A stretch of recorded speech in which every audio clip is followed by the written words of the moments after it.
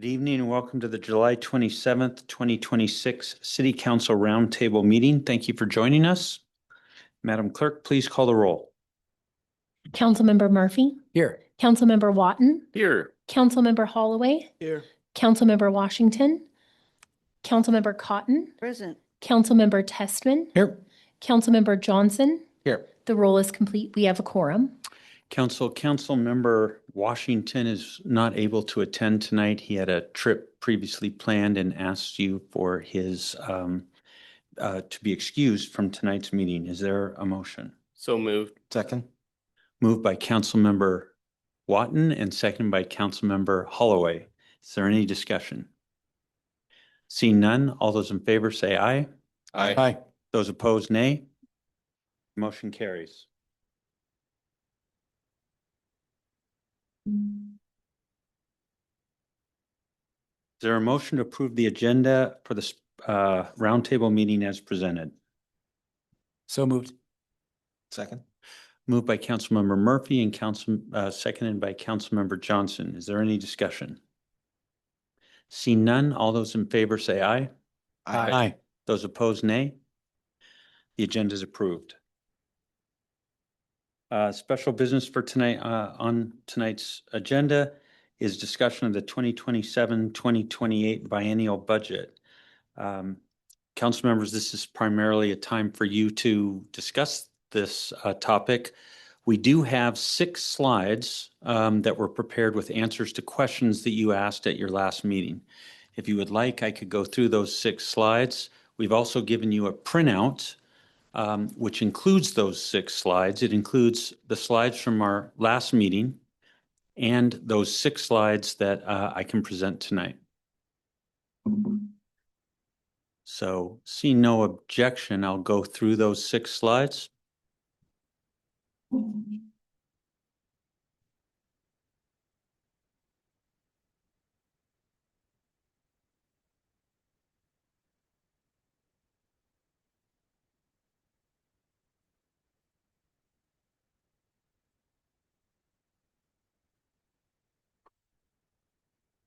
Okay, on the first slide, we have several questions that all had to do with position costs that were embedded in the other slides.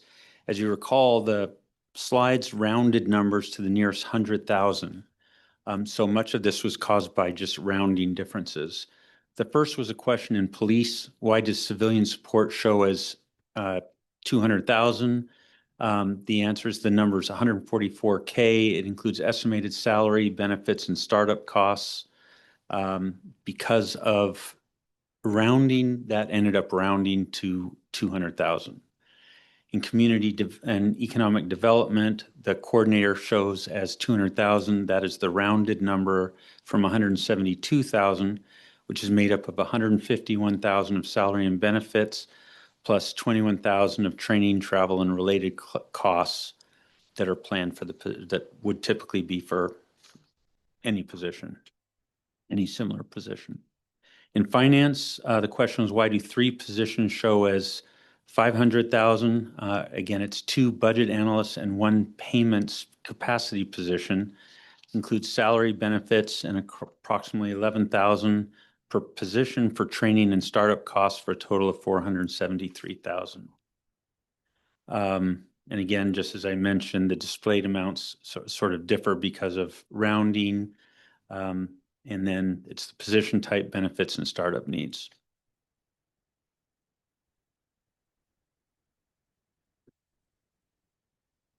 Next page is department operating cost drivers. Law enforcement vehicles. The question is, why is equipment, services, and other up 200,000? This includes costs for vehicles previously owned by North Bend or jointly used for North Bend and Snoqualmie. These vehicles are still in our inventory, and we're going through the process of evaluating all of those. But as of now, they're still in the budget. We still own them, and those costs round to about 200,000 for operating and replacement cost charges. For fire, wire training, services, and other up 200,000. That's up 173,000. primary drivers that the 2026 training costs did not include costs for the 3 new firefighters. So 2027 does. Also, that category includes $85,000 for a defibrillator and SCBA apparatus, plus accreditation, safety, and AED equipment. Under community development, what is the annexation study for? I left that in the budget because it seems that we've got a some kind of specific study that requires specialized specialized resources that we don't have in-house, that we have to go to firms, consultants to get the specialized resources. So specialized studies are a recurring cost. The subject changes each planning cycle along with the amount, but it seemed like that was a roughly representative amount. For 2027, the specific study that's anticipated is to assess whether annexation is needed to accommodate the King County assigned housing and job growth targets.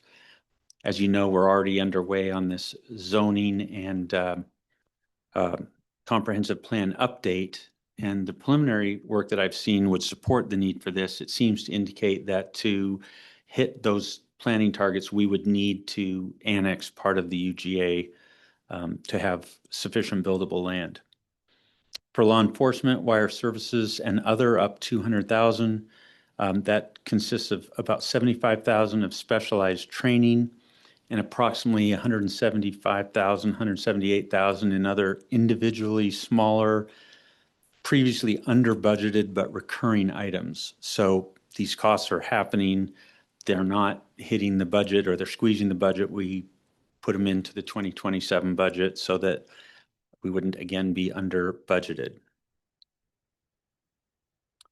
There was a request to break down the composition of the 3.4 million. How much of that was additional personnel costs versus some other cost? So as a reminder, 1.9 million of that is the impact of the loss of the North Bend leasing contract plus inflation. That's 1.9 million of the costs. Then there's about 1.5 million of personnel costs to restore positions that are not currently there or previously were not there, and then about $500,000 for service contracts. There's an offset of about $500,000, which is just the inflation impact on revenue, since this is in nominal dollars, so you net down to 3.4 million. Then there was a question of why, if under the suggested or the discussed property tax increase, levy lid lift, that includes a inflation adjuster instead of the 1%, why then, when you look out over the 10 years, why, if revenue grows with CPI, why does a gap still develop between costs and revenues? And the answer is that while revenue would keep pace with inflation, and personnel costs also rise with inflation, there's an impact of our employees moving through the wage steps, which is what they're called in the union contracts and in our M&P contract. You might analogize that to, in the private sector, people usually get a COLA and then a performance review raise. A merit raise is usually what it's called. In municipal government, usually the union contracts call for those increases to be based on longevity. So as we hire staff and then as they stay with us and gain more experience, they get about they get a step up in wages above COLA to account for their increased experience. So the forecast assumes about 1.5% in added wage growth that partially gets offset as vacancies reset to lower steps. So as a more experienced person leaves us, we often replace that with a less experienced person, so we get a benefit from that into the total costs as opposed to that projection. So we counted for that as well, looking at historical changeover rates, and came up with an average annual difference of about 1.1%. That's what drives the difference in those two lines. Compounded over 10 years is approximately 2.8 million.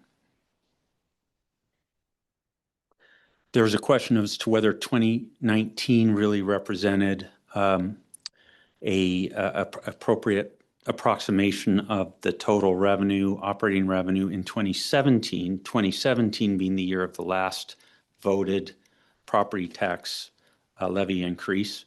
So we added 2017 and 2018 to the chart. This chart is otherwise the same as the chart that you saw at our last meeting. And then you asked, could you let us know where does Snoqualmie fall on property tax rates as compared to other King County cities?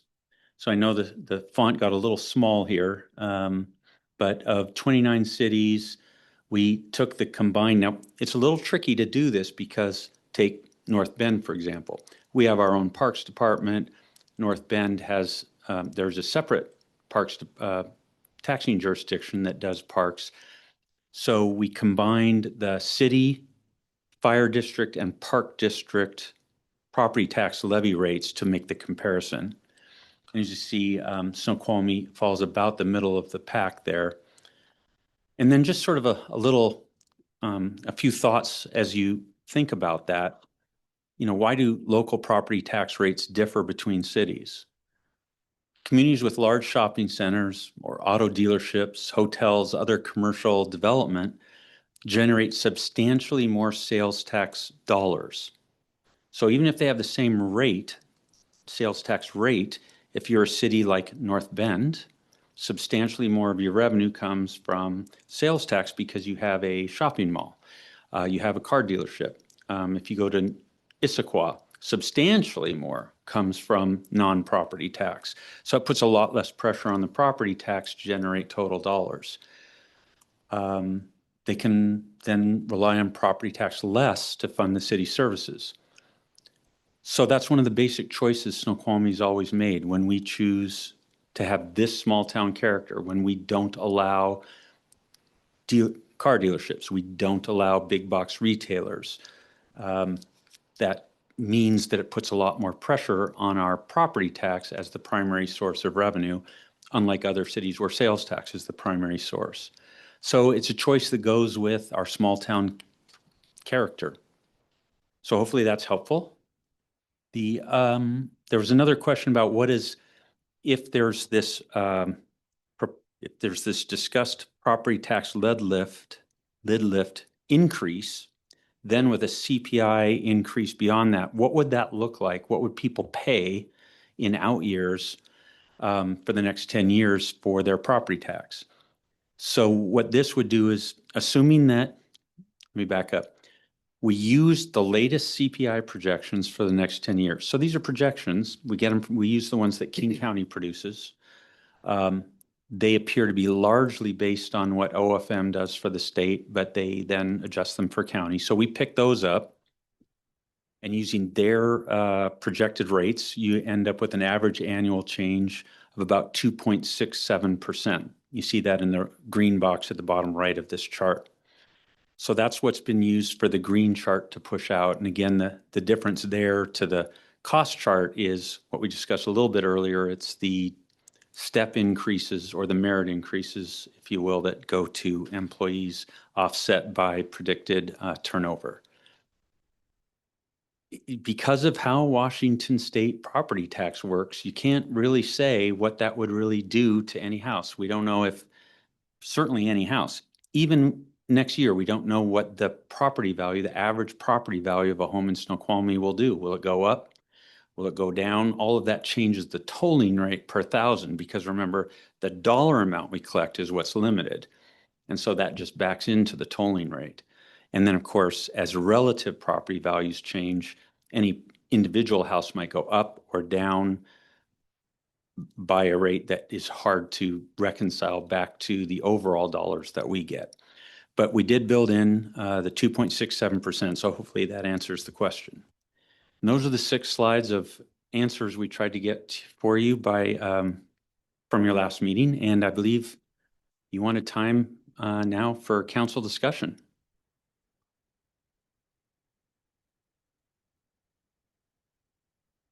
Councilmember Johnson.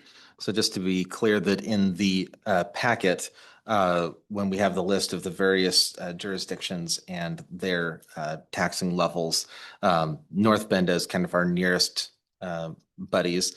Theirs would have appeared to be substantially lower, if not, if the Skyview and other costs that they have were not included. But here those extra things were included. Is that Right. correct? We included, in the case of North Bend, they have a fire, Yeah, fire, police. they have, no, the police is on their city budget, so it's Okay. not a separate levy for that, but they have a separate parks department, and then they contract with EFR for fire. They also have separate water, is that correct? Or they have their own? They, not to my knowledge, they do Okay. not. Thank you. But as a reminder, Snoqualmie, the largest revenue source we have, operating revenue source we have is property tax. The largest in North Bend is sales tax. Councilmember Testman. Yes, thanks, Chair. I think I might have asked this last time, but I obviously didn't walk away with the answer left in my mind. So when we look at restoring service levels and total gap, let me know when you're good.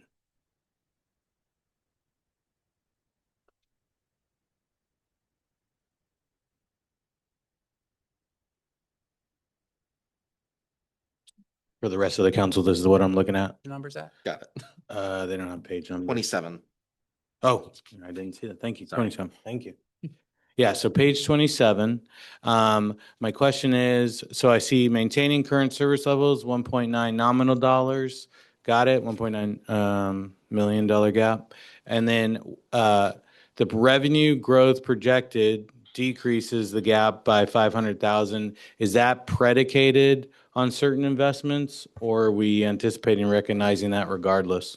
Great question. That's regardless, that's just inflation. So that's because those are in nominal dollars, it just takes the 26 revenue and then projects inflation at that same rate that you've seen in the other charts. And therefore, there's about a half million offset into 27 just from inflation. Thank you.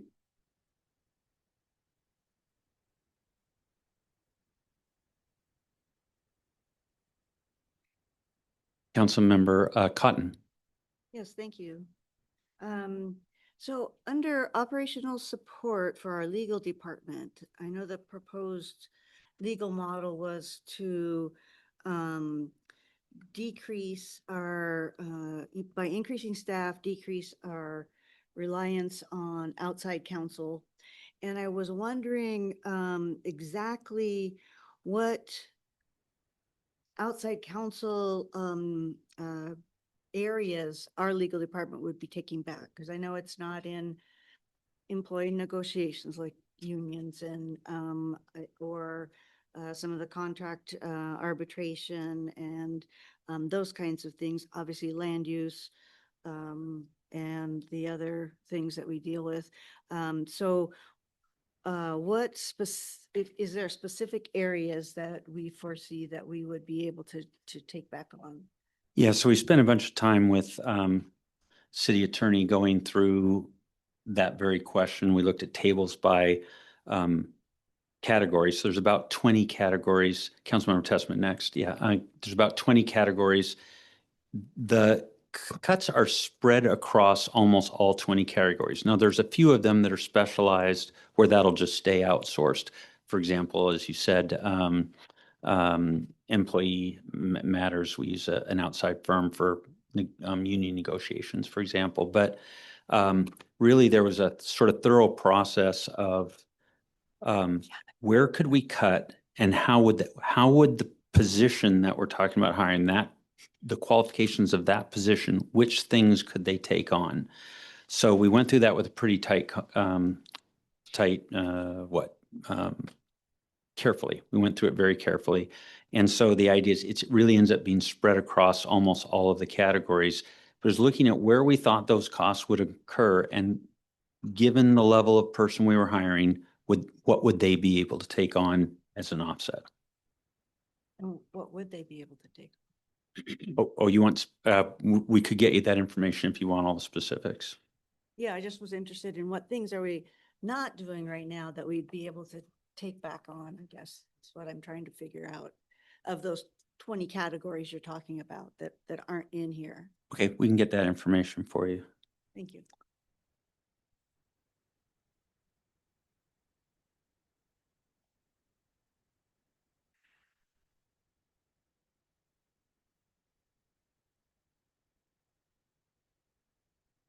Councilmember Testman.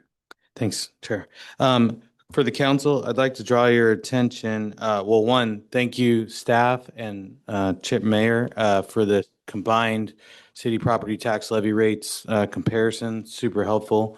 So when I look at that page, which I don't see a page number for, and also page 33, which is the levy lid lift options and impact, I just want to draw the council's attention. Maintain, a course of action of maintain would bring our levy rate to 1.83. That would move us from 16th in the county to somewhere between Renton and Bothell, so somewhere around 12th, right? If we were to go with maintain, restore, and modernize, that levy rate of 2.16 per thousand would put us between SeaTac and Kent, or essentially in 10th in the county. And if we were to go with maintain, restore, modernize, and all other department requests, that would bring us to a levy rate of 2.35, which would see us surpassed only by Shoreline, Burien, Maple Valley, Enumclaw, Seattle, and Tukwila. So we'd be 7th. Just to contextualize where it would be with these requests. Councilmember Johnson. Yeah, so going back to Councilmember Cotton's question with regard to legal, I know that at the retreat, we had a slide that showed essentially what we're doing and what we're not doing and that sort of thing. I want to make sure that I understood what your intent was in that conversation. So the idea is that additional FTE would go toward increasing the number of things that we know that we need to do, but are technically not emergency need to do. Isn't like right now we're doing the things that that are essentially for all intents and purposes non-negotiable, but there are other things we're not doing that will need to get done and sooner rather than later. Yeah, let me show you that slide that I think you're referring to.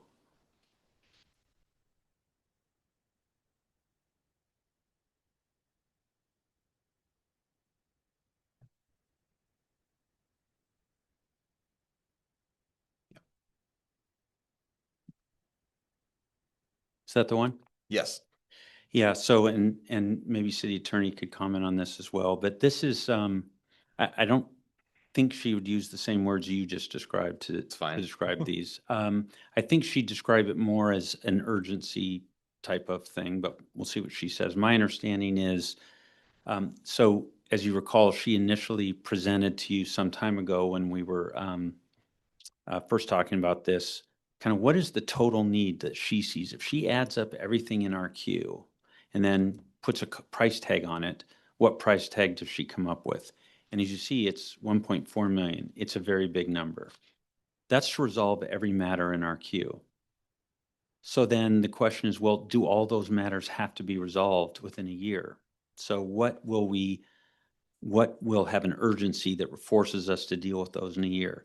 This is something that makes, I'll speak for her for just a moment and then she can speak for herself, but makes her very nervous. These were tough conversations to have because, of course, her response often is, well, I can't guarantee that. I can tell you what I think is likely to happen, but things change all the time, and some things that you think are urgent actually give you a little more time than they thought you would, but some move up and demand time right away. So we went through a process of saying, well, what do you feel is for sure going to happen in the next year?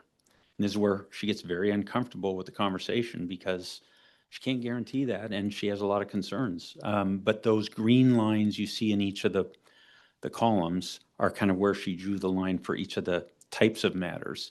And that's what got to the total budget request. So then follow up real quick. Yeah, sorry, let me just make sure if I have that. Yeah, so that's where the total budget request came from. And then going into 2027, just an update of this chart, and then focusing still on essentially the green items in those bar charts. So just some, are any of those going away? There's a similar sort of layout of things, and it's much higher than the budget request. But also when you look at historical over the years, that's about what we spend. So we successfully usually end up at about that range of what's being asked. And so then for this year's budget, it just became a discussion of, well, if you want to bring some of that in-house, are you sure that you can offset that with lower external costs? She's fairly confident, but City Attorney, do you want to add to my comments or correct any that are incorrect? Thank you, Mayor. Yeah, I think everything you said is accurate. At the beginning of the year, I basically kind of did an assessment of what I saw the city's legal needs are, and with the staffing at the time of one in-house attorney and a 0.5 FTE, for legal assistant / deputy city clerk, and all the legal issues that each department is coming to me with, and then what I see in the city and what it would take to do everything. And then this is, okay, what do we have to do this year is in the green, where, kind of the bare minimum, like what we could get by with. But this does mean that I do have like department heads coming to me that have code that needs to be updated, that they frequently interact with. And there are other programs and processes that can be slowed down, because the legal department touches every department in the city. So if the legal department's slow, that means potentially every department in the city is slow. Councilmember Johnson. So then, what it sounds like is it's not about with the additional FTE going into the gray, it's about staying in the green. That's right. So that was the long, hard discussion we Got had it. is, do you stay in the green? Is there any way that the green squeezes down? And the feeling is no, we'll be more responsive, but she's not committing to bringing the green down, but she is committing to staying within the green. But what we do get is a more responsiveness, because the person's sitting in our building instead of at some law firm somewhere else that takes a couple days to get response to. So the sort of, I guess, standard that I was holding her to as we went through the process of coming up with this proposal was, I don't want to ask for something to increase costs in order to go a few days faster. But if you can live within the costs and go faster, that's something I think the council will want to hear about and something that I'll support. So that was kind of how the discussion went. Did that answer your question? Yeah, I was hoping that we could start getting toward the gray, but Yeah, Okay. that was not a commitment that was made. It was only about speed, not about quantity. Councilmember Murphy. Would you kindly put slide 33 up with the different levied lid lift options and impact?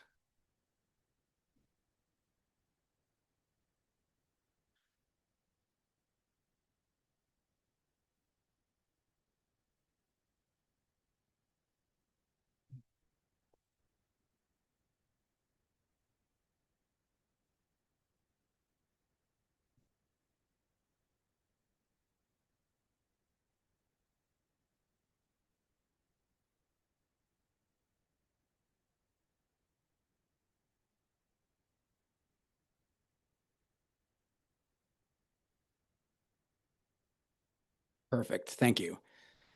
So I'm sure all of us are starting to go a little cross-eyed looking at all these numbers and different packets and materials, and there's just a lot to take in. But what I continue to have trouble understanding is how we got to 1.5 million in maintain. And so taking a trip down memory lane, looking at, okay, where did the city leave its projection at the end of 2025? My understanding is that without fee study revenue, the budget gap was 500,000. Then looking at what was in our June 22nd agenda packet, a working document, understanding that I'm seeing a $116,000 deficit for 2027. And this is in this document here. It's in the June 27th packet. It's a familiar table that the city has produced in many agenda packets in the past. So I'm probably now even more confused than I was at the outset of this. And maybe it's just a outdated spreadsheet and that's the answer. But if we could get some clarity there, that would be helpful. Thank you. Sorry, Councilman Murphy, you referred to a spreadsheet from June of 27? Sorry, June 3rd, 2026 is the date on top of it. And this was in our agenda packet on June 22nd council meeting. It's a 10-year forecast table. I think this is I've seen this in the past in agenda packets, and perhaps we can just get some clarification on the numbers here, and then the numbers in some of these decks have just not lined up. So thank you for the question. I believe this was presented within the Living Snoqualmie article. It was, recently, yes. Correct. All right. So I know exactly where your question is coming from. What I want to tell council here right now is there's a difference that we're making here. I wish I had the slide in front of me right now, but we are talking about maintaining service levels. When you look back to those two slides, what is presented there is maintaining funding levels. There's a huge distinction to make between maintaining funding levels and maintaining service levels. So when we look at maintaining service levels, what does that look like? Well, with the two tables that you're referencing previously, maintaining funding levels, that would mean hypothetically, for example, taking the landscape services contract and increasing that just by the general rate of inflation. We know from our research recently, however, is that it's going to be likely that the cost of that landscape services contract is going to exceed that general inflation amount that we built into those previous forecasts. What those forecasts represent is just maintaining really the current funding levels. So if you were to take a look on the slide numbers in front of me, takes a while to get to them. But if we were to go to the maintain slide that has the revenues and expenditures across the 2019 through 2027.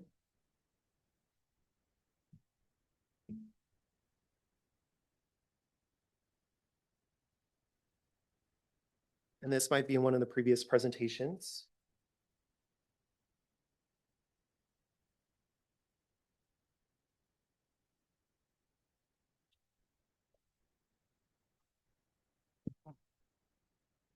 No, not that one. Councilman Murphy, I can't find any slide presented on June 22nd like that. Do you mind passing Yeah. it down so we could try and scout that guy out?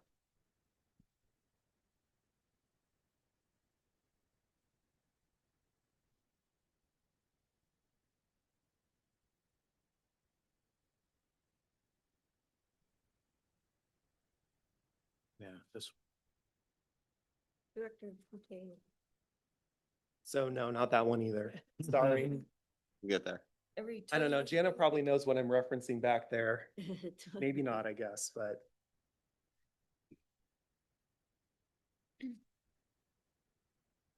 So this is from the budget amendment that was recently provided to council back on June 22nd, potentially even earlier, because it was produced likely earlier in June to get it prepped and ready to go. What he's referencing right here is this difference, and this was presented in the recent Living Snoqualmie article that we have right there. What you're looking at in terms of this document right here is you're looking at 2026 budgeted figures, in which we're applying just the general inflation rate for 2027. Now, when you look at 2027 in here, that doesn't include things I discussed, the landscape services contract, doesn't include, for example, the information that we now have in terms of benefits. And so there's a lot that's missing from this picture alone, which is why I'm telling you that this is what it looks like to maintain current funding levels. Also, part of the argument that I want to make here with you too is maintaining funding levels, by the way, actually is a reduction level of service, because if we were to come back to council eventually with the landscape services contract, in which I'm telling you that we've only budgeted a 3% increase on top of that, but if they come back with a 10% or 20% increase, you're going to have to make a decision about what rights of way, for example, or what parks potentially to cut from that landscape services contract that we can't make up in any other way. So what's been presented here, as well as in the past, is a maintaining current funding levels. But what we're trying to make the distinction when we're presenting about the budget moving forward is what does it take to maintain service levels? And I think that's a really critical distinction to make. Director Boutte, let me try and understand that piece of paper. By the way, don't forget to give it back to Councilmember Murphy. Yeah. That is not a number I recognize at all. That is something from the 2 years ago. And you were just updating. So let's just go through the process of where that number came from. That was related to updating an appropriation. Is that correct? That's correct. This So there's an year, appropriation from 2025 there's appropriation from 2025 that was passed in 2024, that was increased in 2026 in our most recent budget amendment. but was passed in 2024. The budget was passed in 2024, correct? All right. And so then there were some adjustments to that Correct. to increase appropriations, Correct. right? Yes. But there wasn't a redo of the budget. So that's a 2-year-old budget with some updates. It's not a It's- projection, and it's a many years old projection, which Living Snoqualmie knew when they ran this, by the way. So that has nothing to do with our projection today. It doesn't have, in 2024, that budget assumed 1.2 million coming in from North Bend. It assumed a whole bunch of things that haven't come to pass. And you never updated all of those things. You just We did updated not. enough to get the appropriation update to try and update that information, right? Then So Living Snoqualmie claiming that that is an updated projection is complete hogwash, right? fair. Councilmember Murphy. Be that as it may, I still think the point of confusion is one that a reasonable person would look at this and be confused. Given that the date is what it says, June 3rd, 2026, version date. What the Director Boutte said, now that makes sense, right? As we think about perhaps, I guess what I'm hearing from you is that there are maybe 1,000 different things within this spreadsheet, this forecast, that are not factored in related to contract boosts or other matters, right, that wouldn't be taken into account. I guess where I'm still left with just general questions is the distinction between funding level and service level. And I'm sure there's like many other instances along those lines where there is that delta, where we've said it's going to be one thing and it ends up being something else. The question I have, though, for this specifically is my understanding, and I think this is along the lines of what's already in here, but this document or any document we have does not factor in any like fee study revenues that may or may not come to the city. Is that correct? That is correct. We're not taking that into consideration. Correct. Yeah, Okay. there's no inclusion of any sort of additional revenues beyond kind of our baseline forecast. Got it. Okay. Councilmember Johnson. Including the document that Councilman Murphy brought, that also does not include the fee study? So the document that Council Murphy brought Does. does I include. thought the it fee did. study, Okay. Yep. That's what I thought. So Wait, sorry, it does or it does not? right, It it does. does include Oh, an assumption of the better part of $500,000 a year of additional fees. The thing is, there's a whole bunch of things that are different that are updated now 2 years later than there were before. One of the instructions that I gave in putting this together is no revenue on the come. Either it's revenue that the council has approved or that you're specifically asking them to approve, but otherwise just inflation adjustments. So these numbers in the schedule that Councilmember Murphy gave you and the numbers that are in this presentation that have been given starting with the council retreat and then last week and then this week, over the last month at council, Where did those numbers come from? Did those come from your department? Every number that we've presented through the retreat to the current day has been validated by the finance department rigorously. So every slide that you have in front of you here has gone through me and with my approval. Certainly, we've talked about the concepts and everything in play, but there's nothing that hasn't been touched as a part of this effort. In fact, we're providing basically all the analysis behind the numbers that you see here. Certainly took a lot of work to kind of reach this stage, including probably upwards of 6 weekends at this point to kind of achieve this level of analysis that's been presented in front of council, but for sure, we've validated everything that you have in front of you.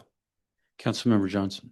Yeah, so I'm really glad that that point was brought up because when we did a budget amendment at the end of 2025, I remember we got some projections and I asked a question and I thought I knew the answer. Turned out that the answer that I got from Director Boutte was opposite of what I thought. It had to do with the fee study. But the reason was that is in the budget that this council passed. So since it's in the budget that we passed, it's in there in the projections, even if we never did that. So ever since then, whenever we've seen budget numbers in my head, I've been subtracting off that amount from our fund balance. If I could quickly, and Councilmember Watton, you're next. I just want to be sure that we give the correct answer to you. The projections that you see do assume an increase in fees, but it's only an increase. So it takes the 2026 actual fee levels that we're experiencing and it increases it only for CPI, for inflation. It does not assume a bump in fees as my understanding was included in the prior biennium budget. That's for 27, 28, right? For 27, 28, Yeah, we're taking okay. the 26 level of fees and just projecting that we would increase those by inflation rate, not by a bump bigger than inflation rate. Councilmember Watton. I have a question to going back to some of the previous years that we budgeted money for Tyler implementation. Seems to me that that was probably well north of 3 million for the implementation. I can't remember the numbers, but it was a multi-year thing. My question is this, and we're talking about service levels. I thought the intent of the Tyler conversion was to improve efficiency within the city to help automate some of the things that we're doing. It required staff time. So having a better context to that, because again, it was a multi-year endeavor. And so as we're talking about service levels, what we've spent in the past have been embedded in the implementation of a tool that is supposed to help augment all the departments. And I guess having the context of where we are on implementation and what has been achieved by that, I think will help us understand. I'm struggling because I'm not seeing an erosion of services. I'm not hearing erosion of things other than, there are major things that are not in this budget, and that's capital improvements and it's city streets and it's surface streets and other things that we deal with on an ongoing basis. I'm really trying to connect the dots on why we need to increase staff. And that's a large driver. And we're talking about $2 million investment in increasing staff when we made an investment with the idea that we can help streamline things and know that there's better days ahead. Well, I think we're in a pretty good spot. So I guess the question comes back to is the Tyler implementation, what the total cost was, what were the objectives, and have we missed the mark on something? Did we spend too much? So we can get that information for you. The implementation that I found when I arrived here 6 months ago was an implementation that had stopped midstream with many modules undeployed, Others partially deployed. We have one module where we double enter because we're halfway through switching over. So we enter all the information into the old system, and then we enter it all in again to the new system, and we're just stuck in that mode. So for whatever reason, before I got here, the Tyler implementation was pulled and frozen, so it stopped. We must restart that and finish that implementation. It's a tough thing to get systems implemented, especially as you get down to the latter parts, because that's where all the customization, all the things that take it from an off-the-shelf thing to a thing that fits your city happen. And a lot of that has to be done by our staff. So usually what entities do is they bring in consultants to backfill our staff so that our staff can then take the time to finish the implementation. We have a whole set of modules where that's the case, and we can get you kind of a bigger report on where that stands. It's far from implemented, I would say. Thank you. Councilmember Cotton. So if I can digress and give you a rest for a minute, Director. Back to the legal slide on the operating costs.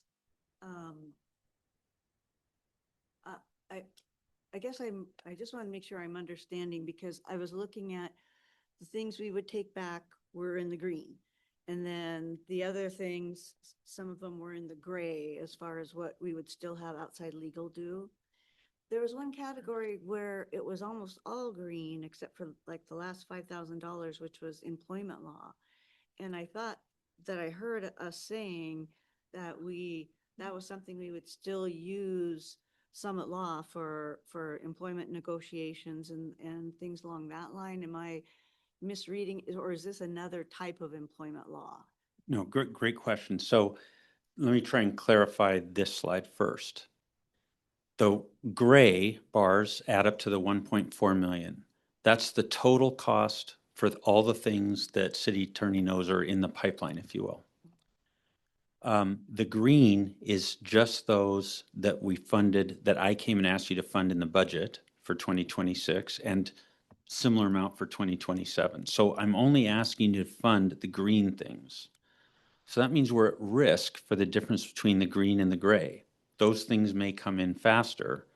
And that's where the city attorney's heartburn comes, because we're at about only 2/3 of that total 1.4 in the budget request that I've made. Now, within the budget request, which is under $1 million, right around $1 million, there's a shift between of the green stuff, how much of that it goes out to external attorneys versus how much of the green would then be done in-house. So the shift is in-house versus contracted, but it still just adds up to the green level, not to the gray level. But you're exactly right. In employment law, we wouldn't take virtually any of that in-house. That would almost 100% continue to be outsourced to a firm that specializes in employment law. So the green, excuse me, Joe, go ahead. just, the green doesn't necessarily represent then what we would be taking back or include. Correct. We can try and get you an estimate within the green of then how much, where would we be taking that back? We actually sued up, I mean, we went through that process, so that won't be hard to kind of tabulate that for you. We didn't have it tonight, but we do have that. We went through the process, yeah. Councilmember Johnson. Yeah, I just want to mention that there are some of the things that are still in the gray that are just concerning to me, like the public records section. That makes me nervous. And then another thing is, in terms of level of service for us, I've heard this council before ask for some increased level of service for things that we want. I look at the council/legislature. One of the things is if one of us wanted to bring an ordinance, that could potentially be one of the things that will be there, but that's practically unfunded at this point. So yeah, I'm not suggesting that we increase to try to get into that gray at this point, but the gray has important things in it. If I could just show you just quickly, let me switch over.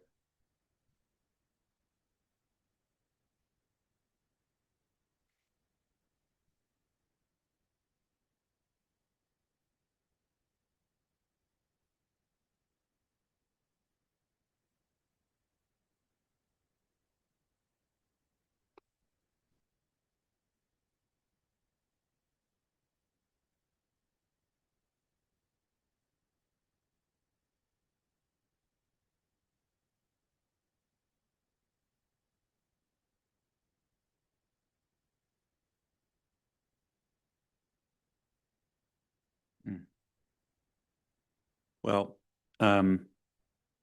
there's, if I could just show you the total legal, line at the bottom. 2019 inflation adjusted, we spent $1 million. 2026 inflation adjusted, 800,000. And then 2027, actual or nominal dollars, same, 800,000. So this is a historical level of spending that we've managed to achieve. So we do normally manage through the gray areas and manage at about this level. The big question I asked was, well, if we need to spend more in 2027, what has changed? And the answer was, no, it's a lot of the same things, but each matter's different, so you can't guarantee you'll get the same outcome. But it seemed to me historically that that was a level that our city seemed to incur, and it seemed like a reasonable budget.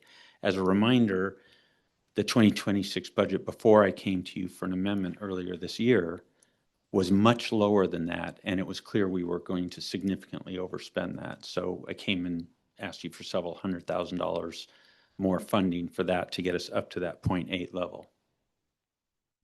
Councilmember Johnson. So I realize that we're running short on time here. So I think I'll probably save this for, this is going to come up as a discussion later on tonight. It's in the F&A portion. But in terms of the potential for action by this council, it obviously can't happen in the special meeting because we didn't notice it. Well, this is a round table. But anyway, but we could potentially take action later on tonight. But we have a public meeting that is going to be on Wednesday where we'll get some influence. So I just want to kind of put my weight behind the idea of us having a special meeting after the open house or town hall, whatever you want to call it, either later on this week or perhaps next Monday. I don't believe that having one of those requires a motion. Is that correct? It doesn't. You could do that in your regular meeting, or you could just simply tell me to do it. So whichever way you end up, you don't. Okay. You can vote on it, not vote on it, as you please. Thanks. Councilmember Cotton, and then just be mindful of time. No, this was just a, in the perfect world question. If we did the, kind of even middle of the road where we brought up our FTEs in the department, let's say we could do that. And would this allow staff to operate to the extent that they've kind of been a bit, I guess, stifled at doing, and have their weekends off to accomplish all that they need to accomplish? I mean, is this just getting the FTEs up? Is this what's going to improve quality of life for our city staff? So that's exactly the question. I couldn't have said it better. That's exactly the question that I asked as I focused in on what I wanted to recommend to you. As you know, I didn't recommend what the department directors asked for. I recommended something less.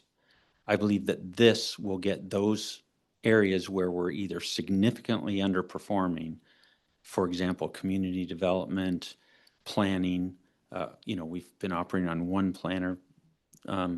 North Bend, a city 50% smaller, has 5.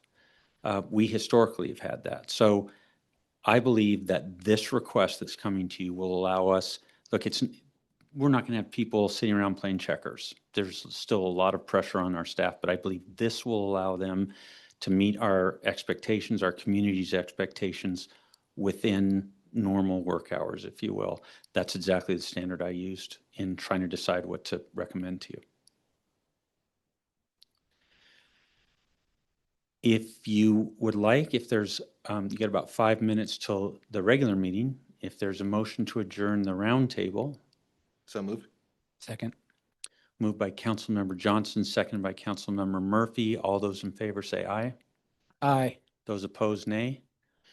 The motion carries unanimously. The meeting, the roundtable meeting is adjourned.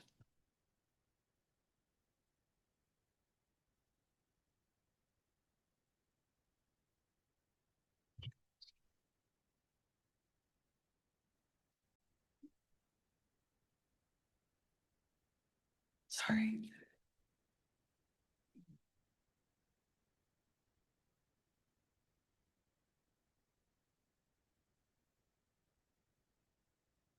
Good evening and welcome to the July 27th, 2026 City Council regular meeting. Thank you for joining us. Madam Clerk, please call the roll. Councilmember Murphy, Here. Councilmember Watton, Here. Councilmember Holloway, Here. Councilmember Washington, Councilmember Cotton, Present. Councilmember Tessman, Here. Councilmember Johnson. Here. The roll is complete. We have a quorum. Council, I was contacted by Councilmember Washington, who had a previously scheduled, contacted a week ago, who, Councilmember Washington had a previously scheduled business trip and knew he would not be able to be here tonight and has requested that you excuse his absence. So moved. Second. Moved by Councilmember Johnson, seconded by Councilmember Murphy to excuse Councilmember Washington's absence tonight. Is there any discussion? Seeing none, all those in favor say aye. Aye. Aye. Those opposed, nay. Motion carries. Councilmember Washington is excused. We all please stand and join us in the Pledge of Allegiance. Councilmember Tessman, would you please lead us? I pledge allegiance to the flag of the United States of America and to the republic for which it stands, one nation, under God, indivisible, with liberty and justice for all.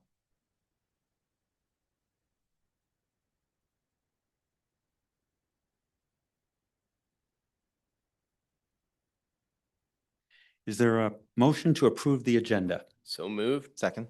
Moved by Councilmember Watton, seconded by Councilmember Johnson. Is there any discussion? Councilmember Johnson. Move to add appointment of police chief under appointments right after the presentation on stormwater. Is there a second? Second. Moved by Councilmember Johnson, seconded by Councilmember Holloway to add appointment of police chief. Any further any discussion? Seeing none, all those in favor say aye. Aye. Aye. Those opposed, nay. Motion carries. The item is added to the agenda. Councilmember Murphy.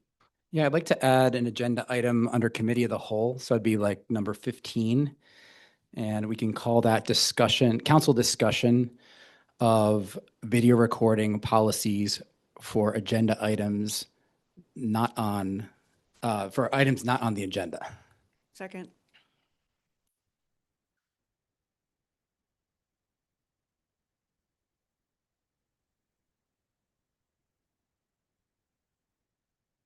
Moved by Councilmember Murphy, seconded by Councilmember Cotton.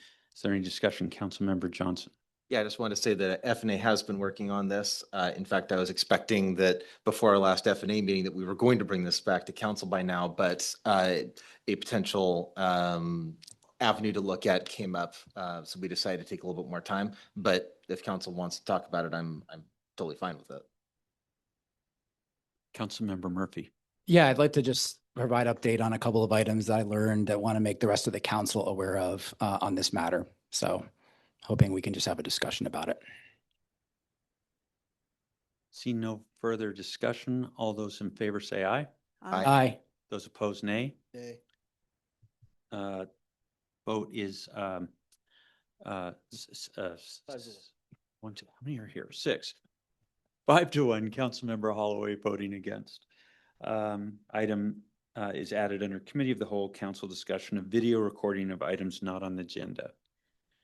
Is there any further discussion of the amended agenda? Seeing none, all those in favor of the amended agenda say aye. Aye. Aye. Those opposed, nay. The amended agenda passes unanimously. First item on tonight's agenda is presentation on the MPDES stormwater permit, an annual update that's given to the council. And I think we have Engineer Fry tonight to present to us.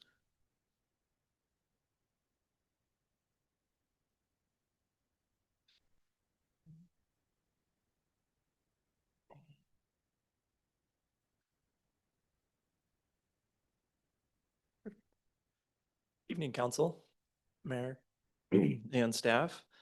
So I'm Patrick Fry. I'm one of the project engineers for the city, and mentioned I'm just here to present on the 2025 NPDS stormwater permit.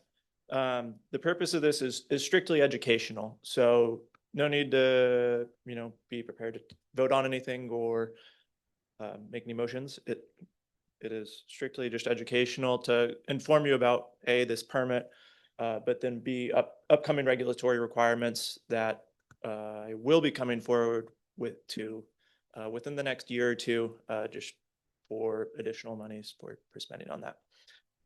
But a bit of background. So this stormwater permit, NPDES, that's the National Pollution Discharge Elimination System.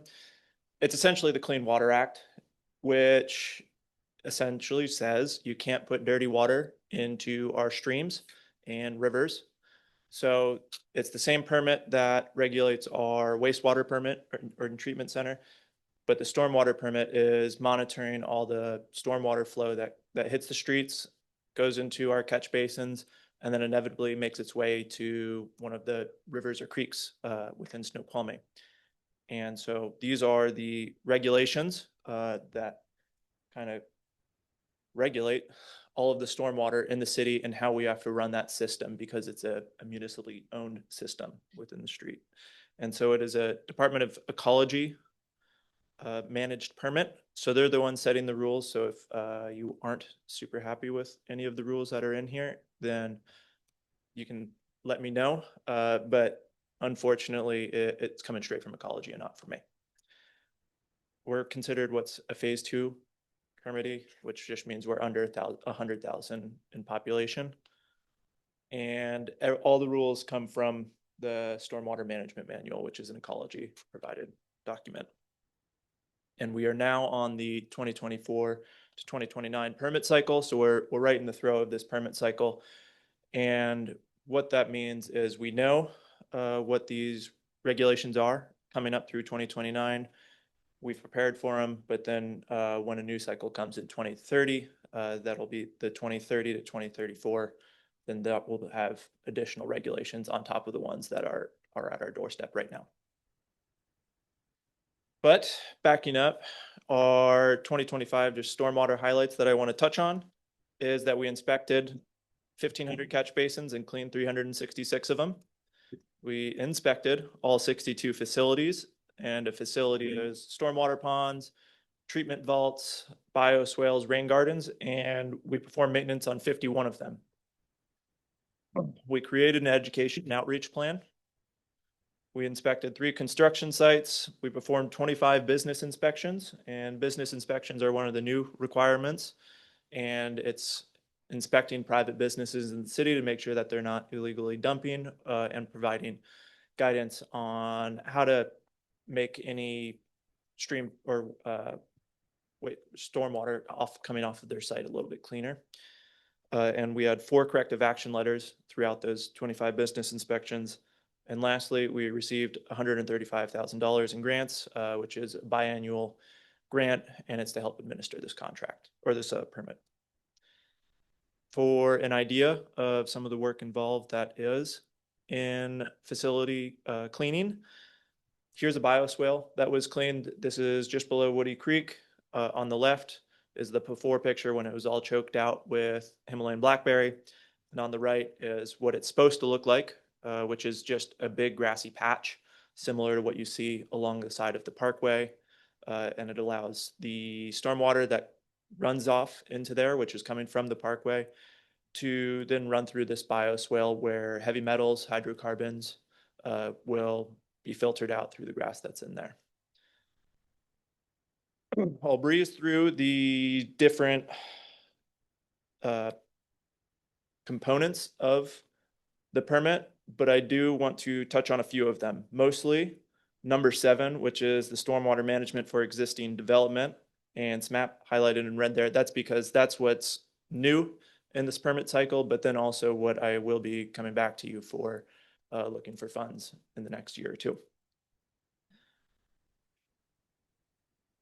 Some general ongoing items, though, that are required for this permit is an education and outreach program, promoting stewardship activities, illicit discharge elimination program, which is making sure there's no illicit dumping. And if there is, that we are acting on it, cleaning it up, and trying to enforce any sort of enforcement that we can. We have to, as mentioned, educate and inspect 20% of the businesses. And in terms of operations, we have to inspect all of our facilities. So that's 62 facilities. And we have to inspect 100% of our catch basins. We have about 3,100 of them biannually, so every other year, and then clean them out if they're at 40% fill. So these are all requirements that we just generally have to do, set forth by ecology within the stormwater group. And then within CD, community development, they have to ensure that all new development meets the stormwater code. So that's just the permit reviews that they do in-house or through contracts. New permit items though, so moving on from previously discussed, the ongoing items, is we have to develop a social marketing campaign, which is based on a 2024 one. We've already started that. It was required to be started in 2025. In 2026, so this year, we've already completed all the work, but it's submitting locations of all MS4 outfalls and identifying tree canopy. And then 27 is the first big year that you're going to start seeing some work coming out of us.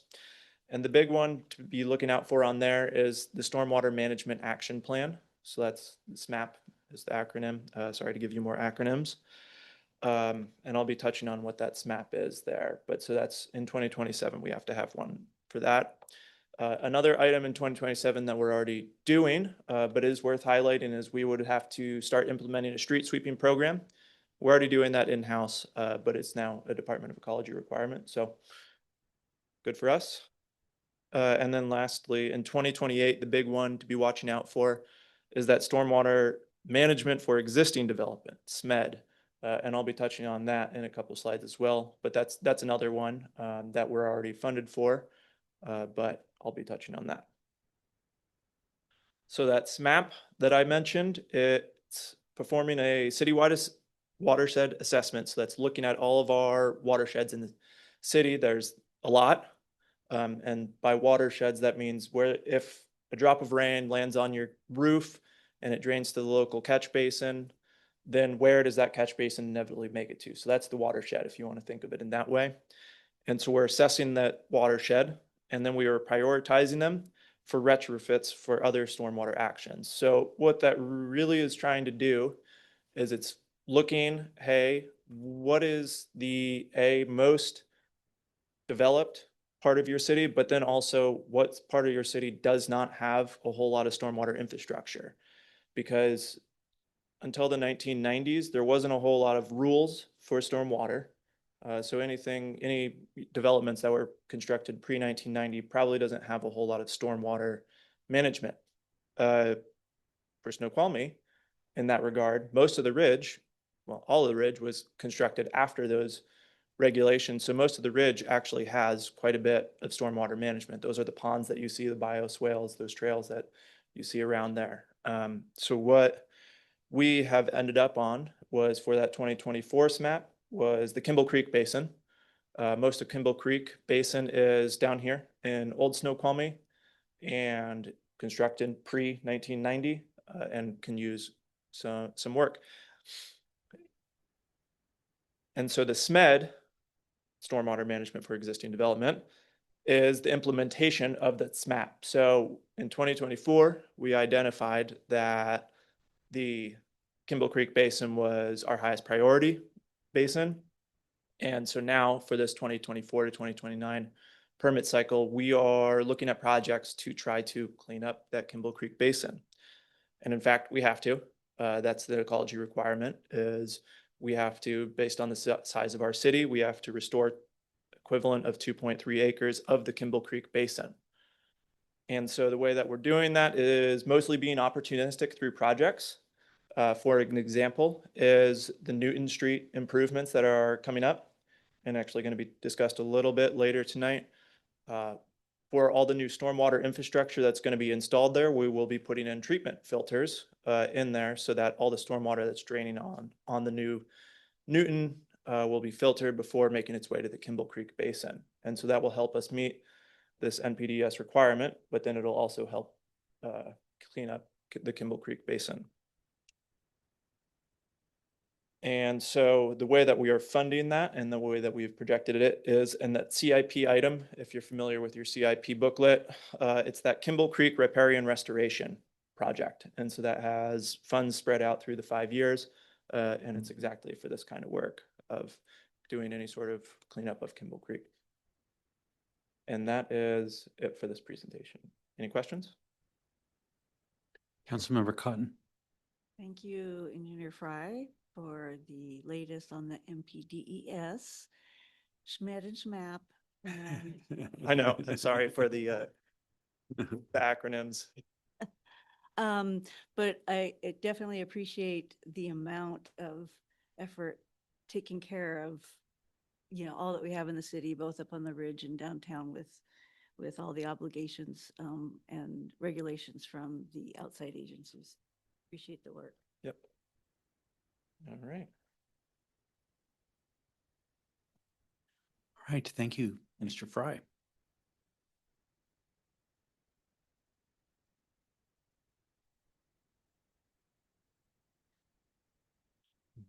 Next item on the agenda is appointments.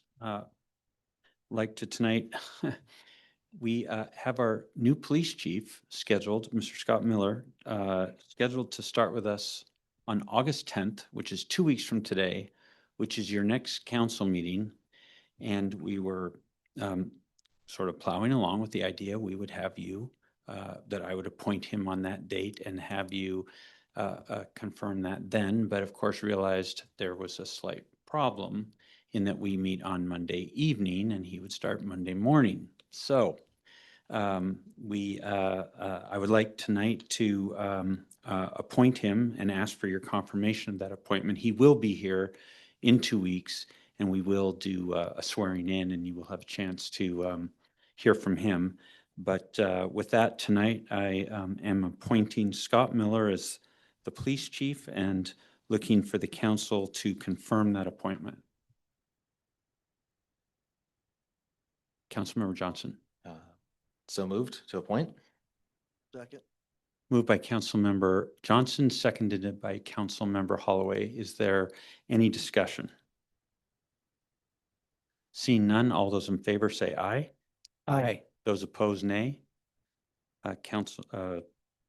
Scott Miller is unanimously confirmed as Chief of Police. Next item on the agenda is public comment.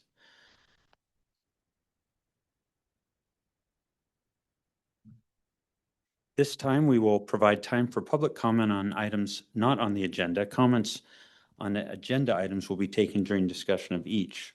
Public comments are taken in person or in writing that may be submitted in person, mail, or email to cityclerk@snoqualmiewa.gov. A few ground rules. Comments will be limited to 3 minutes each. Come forward to the podium, state your name and city of residence for the record, and please direct your comments to the council as a whole and not to individual members. Council members, staff, and I will listen to your comments, consider your input, but will not respond during this meeting. With that, is there anyone that would like to make public comment? Come forward.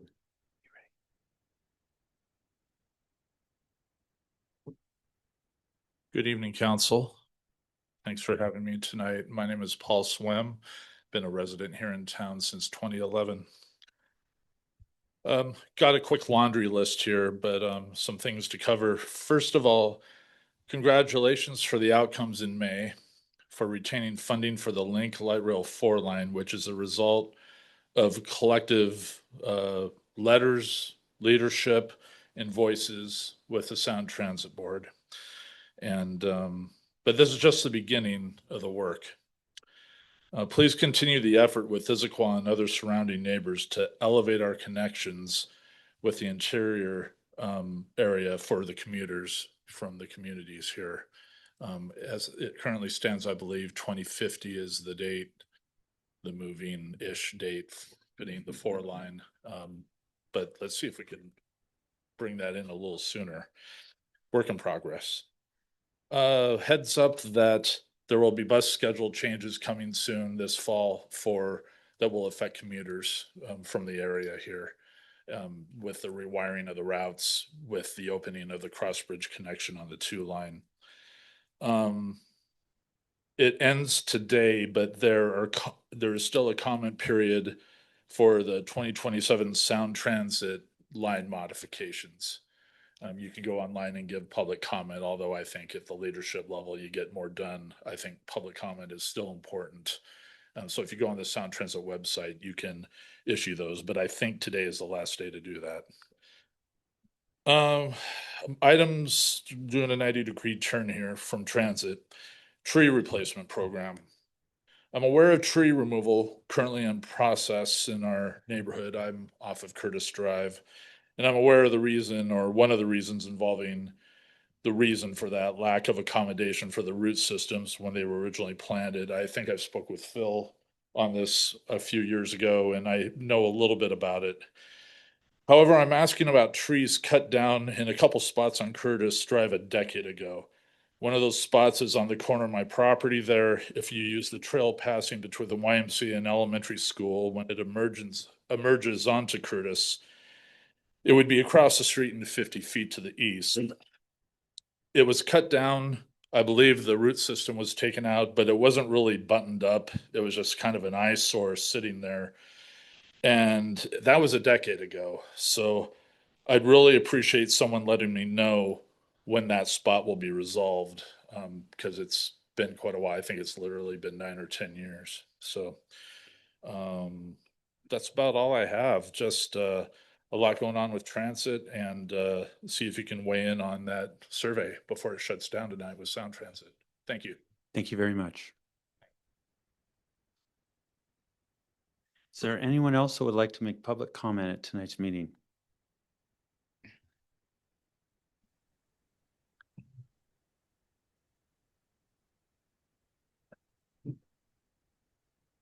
Seeing none, comment is now closed.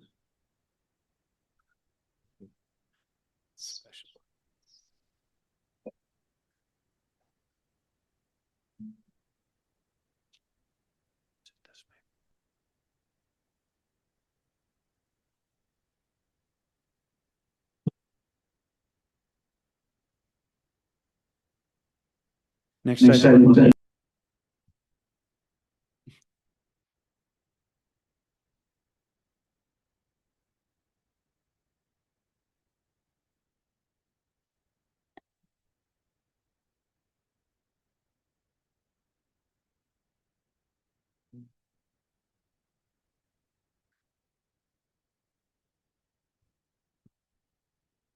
Next item on the agenda is the consent agenda. The consent agenda tonight contains approval of the city council meeting minutes dated July 13th, 2026, and approval of the claims report dated July 27th, 2026. Is there a motion to approve the consent agenda? So moved. Second. Moved by Councilmember Johnson, seconded by Councilmember Watton. Is there any public comment on the consent agenda? Seeing none, is there any discussion of the consent agenda? Seeing none, all those in favor say aye. Aye. Those opposed, nay. The consent agenda is approved.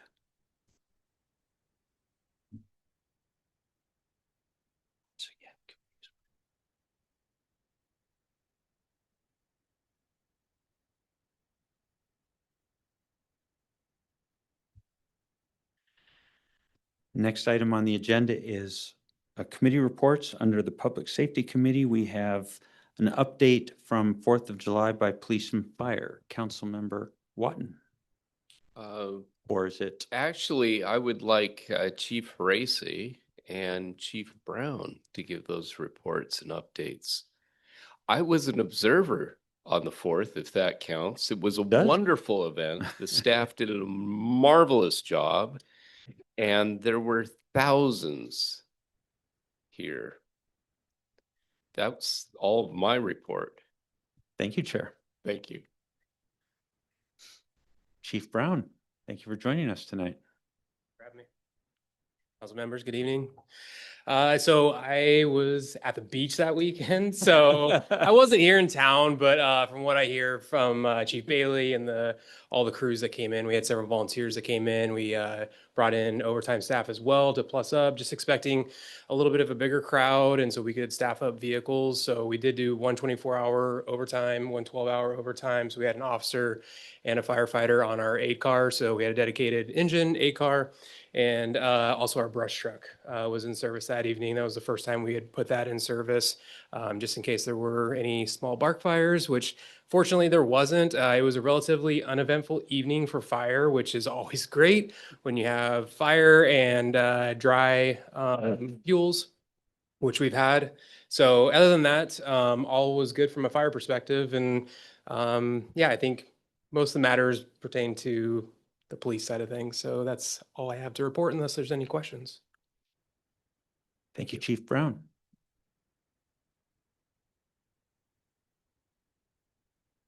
Good evening, council members, Interim Chief Gary Haracy. For the 4th of July, we were quite busy. I'll start with the July 3rd. We had 2 previous incidents where fireworks or juvenile problems were called into service. And all of this is going to be in the report that's attached. Our staffing model, we had quite a few on. So our day shift, we were staffed with 2 officers from 6 a.m. to 6 p.m., 1 officer from 10 to midnight, so 10 a.m. to midnight, 2 night shift officers from 6 p.m. to 6 a.m. We had 3 additional staff for the red, white, and boom, scheduled from 5:30 to midnight. We had 1 civilian staff who is a certified flagger to assist in a controlled intersection, which is anything without traffic control lights. And then the acting police captain was on from 9 a.m. Through midnight, and then I was here from 10:30 to about 12:30. Throughout the event, we had 5 fireworks related calls on the 4th of July itself. That was from about 10:30 to midnight. We had those 5 calls. We had 2 additional incidents where, let me back up here, where we had fireworks on the 5th, so after midnight, and then we had 2 calls for service where we put out fires in garbage cans at 2 of our parks. The garbage cans were not savable, and fire responded to those as well. And then overall, there were a lot of patrol areas, checks, traffic stops, things like that. And then our calls for service totaled, let me get up here, we had 21 calls for service, not counting the traffic or the traffic or area checks and things like that we normally do on a regular basis. And then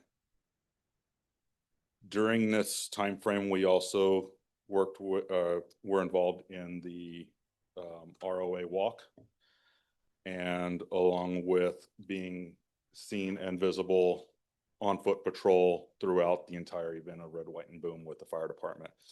Between the 2 departments, we handed out approximately 2,000 glow sticks to our community and kids that were walking around, and we were walking around inside the event all throughout the day and night. So that's what we have. Obviously, there's a lot more detail in that report, but that's a good summary of what we did. And I will take any questions if you have them. Okay. Thank you, Chief Haracy. All right. No further report, Chair? Just a couple very quick things. We've been continuing to get a lot of community feedback, and we appreciate it on the speed cameras. There's a lot of interest in that happening. The other one is, as Chief Haracy mentioned, is foot patrols are happening too, as we have enough officers both in the downtown and in other areas. And finally, speed enforcement has been a big emphasis. And just keep in mind, for every 3 people being pulled over, only one is getting a ticket. So they're being very friendly and reminding people. And lastly, the fire department, I think all of us are very, very nervous about the forecasts over the next 3 months and how dry things are already. So just in our neighborhoods, we kind of have to make sure that people are doing what they need to do so that we don't have open fires and flames, especially near a green belt. So that we don't want to use the brush truck.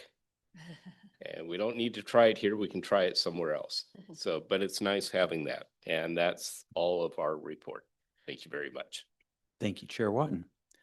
Community Development Committee, Councilmember Washington is not here tonight. I understand the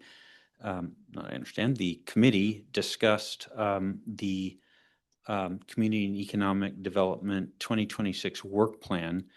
They've been gradually building out that work plan and basically went over what that is for the rest of the year. Their number one priority is the rezoning and comp plan update, the rezoning of the Ridge and, well, rezoning of the city and comp plan related to the housing assignments that have been given to Snoqualmie.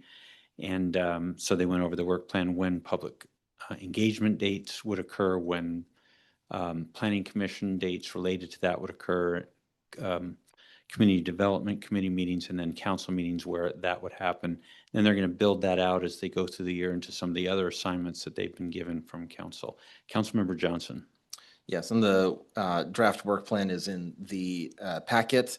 Councilmember Washington did ask me to read the following. So this is from him. The CD committee reviewed the 2026 work plan with Director Davis. Community development's primary focus is prioritizing the comprehensive plan amendments and updating the zoning map to reflect the built environment of Snoqualmie Ridge and accommodate the city's housing growth targets.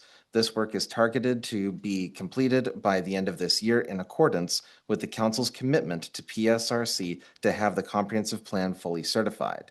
The work plan is a living document that will be updated regularly to inform the council of forthcoming code amendments in progress. All right. No further report from Community Development Committee. I'll move on to Parks and Public Works Committee. The first item is Agenda Bill 26-030, approval to execute contracts for previously appropriated capital projects. And I think Engineer Fry, are you going to present that to us?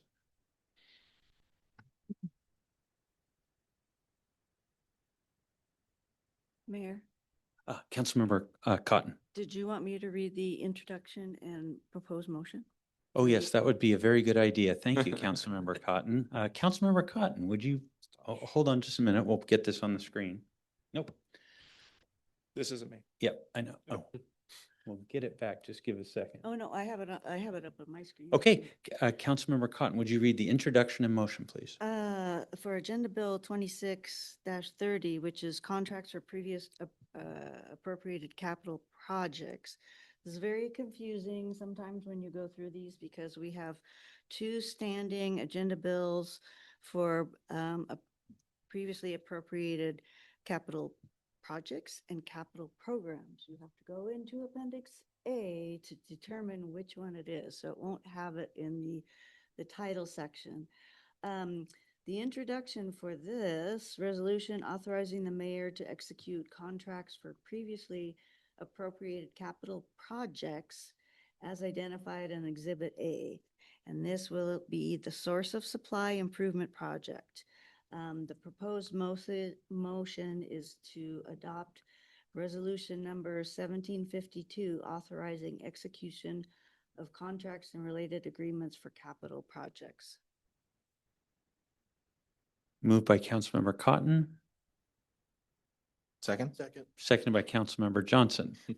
Is there any, sorry, Engineer Fry, is there any public comment on this agenda bill? Being none, Engineer Fry, would you take us through this item? Happy to. Commandeer the screen again. Okay, perfect. So I will dive into and explain what is in that Exhibit A contract. And so, but what this project is, or what this contract is a professional services agreement with Geosyntec for water rights and sources supply consultation. Vague, I know, but this is the last leg of a contract, this is the last contract, hopefully in a long list of contracts. And so before I dive into exactly what is in this one, I wanted to explain what this project is as a whole and kind of give an overview of of everything that is hoping to be wrapped up with this contract. And so really what this is ASR. You might have heard that term, but if not, it stands for Aquifer Storage and Recovery. And in the broadest sense of it, Aquifer Storage and Recovery, ASR, is using a natural aquifer as a water reservoir. And so as opposed to using a water tank that you might see anywhere along the landscape, it's using our aquifer that's beneath our feet as that reservoir. And the more specific way that we would be doing it in Snoqualmie, or are hoping to, is by using Canyon Springs, which is our main water source, or at least one of our main water sources. It's a surface water along the North Fork. Moving that water through our pre-existing transmission lines that we already use for our drinking water supply, and then putting that water down through the south well field through a wellhead that already exists. And so the benefits of this is that's infrastructure that would cost a fortune that is already all existing. So there's no new infrastructure proposed for this work. As discussed at the committee meeting, as of now, what looks to be the only requirement for making this work was flipping a valve. That's it, turning around, just 180. Now, it's not quite that easy, I should say, though. There's a lot of regulatory on the backside of it. The first is we need additional water rights in order to get that. And so what we have done is we are hoping to divert water from Canyon Springs during the winter through an additional water right that we have to apply through ecology, which we've already done. And then we would be putting that into the ground all winter and be pulling it out in the summer. And so there's a couple of reasons why we're doing that. First, water rights circa 1980 are all subject to what's called in-stream flow rules. And so in-stream flow rules just mean you can't use that water right when stream levels are low.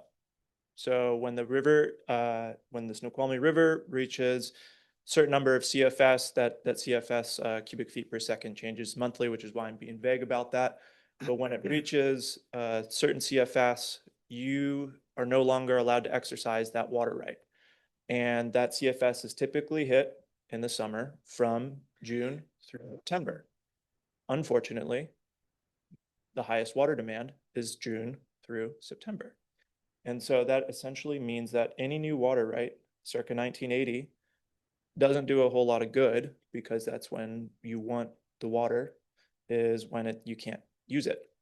And so what we're proposing is using ASR as our method to make it so we can use water that we capture in the winter, store it, and then we pull it out in the summer. And so that would be done through two different permits through the Department of Ecology. One is an additional surface water right at Canyon Springs for 3 CFS, and we applied for that in 2019. And the other one is a reservoir permit. That's exactly what it sounds like. It's a reservoir permit that's saying that you can use the aquifer as a reservoir.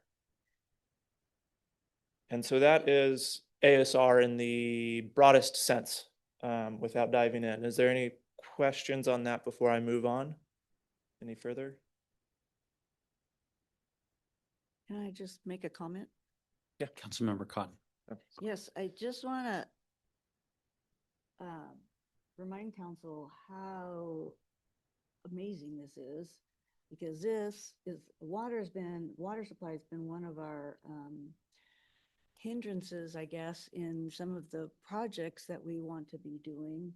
And that has affected some of the, even things like affordable housing and being able to bring those types of things on. So this is actually, like I say, it's amazing. We have a way to create a new water right and to pick it up in the times of highest plenitude, and then store it and then use it in the lean times, which is exactly when we need it. And so this is a pretty amazing project, and it's really something that's going to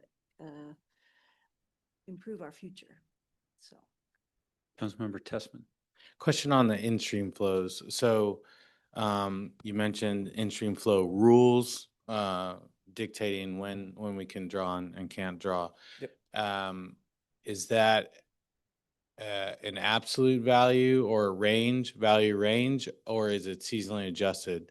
Meaning, obviously we get more rain and other flows, in the winter months or whatever. And so I'm assuming if it is adjusted, that threshold is much higher. But the reason I'm asking this question is based off of that, is there any concern based off of, the disappointing snowpacks we've recently seen that would pose any sort of jeopardy? Does that make sense? Maybe. I'll try to answer it. Yeah. Just let me know if I totally missed the mark, and then I'll revisit. So the in-stream flow rules, it's codified in the WACs. And so it says in May at Snoqualmie River at the flow, or at the top of the falls, if water level is X CFS, in-stream flow rules are in effect. That's in May. Then June might have a different number. July might have a different number. August might have a different number, et cetera, et cetera. And then in the winters, those numbers go up, but they're still low because the concern is we don't want folks exercising a water right, pulling water that might affect the flow levels of the river when it's going to affect downstream users, and users include fish for that matter. So in the winter time, there's not a concern from ecology that the flow levels of the river are going to be too low in the grand sense of the word, or in the grand sense of it. And so that's why the in-stream flows typically are not hit, as in the water level doesn't get so low that you can't exercise a water right throughout the winter. And then one last thing that might answer some of the question too is another benefit of ASR that I didn't mention is there's actually benefits to downstream flows through ASR because we are filling up an aquifer. And the way that reservoir permit is going to happen is we don't know the percentage, but we're not going to be able to take 100% of the water that we put in there. You have to leave some of it in. We don't know what that percentage is going to be. But that part of that reason is because aquifers aren't 100% contained and that they leak.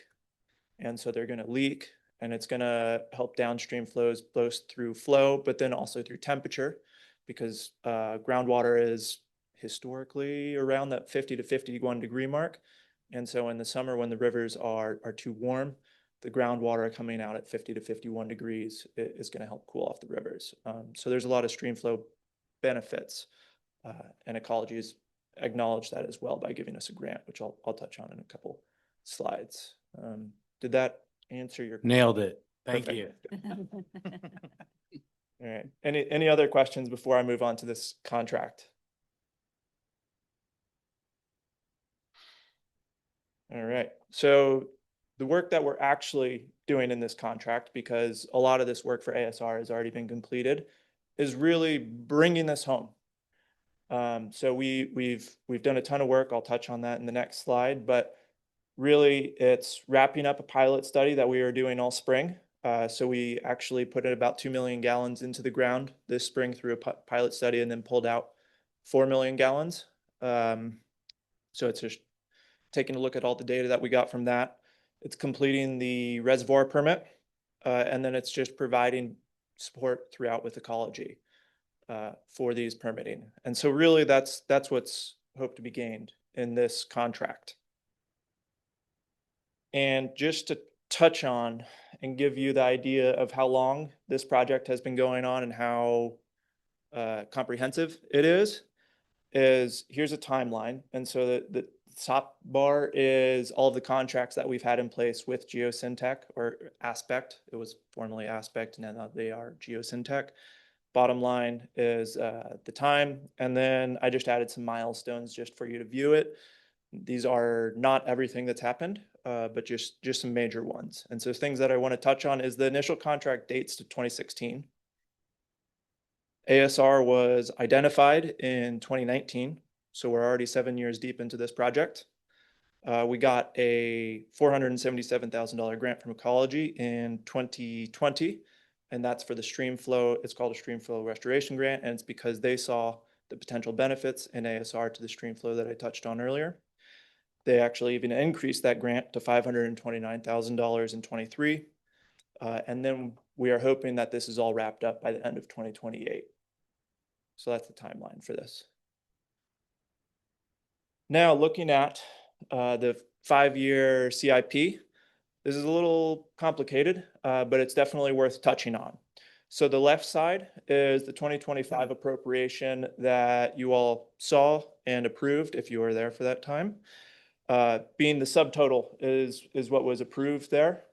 And so that was about $1.8 million, and that's throughout project life cycle. So that includes contracts going back to the 2017 mark that I touched on earlier, and then current outlook.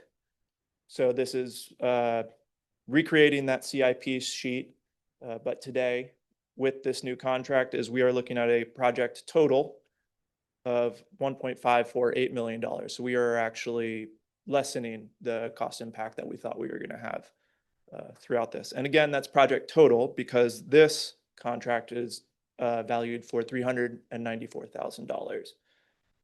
And so that $1.5 million mentioned here is really most of that has been spent already, and that this is a contract for $394,000.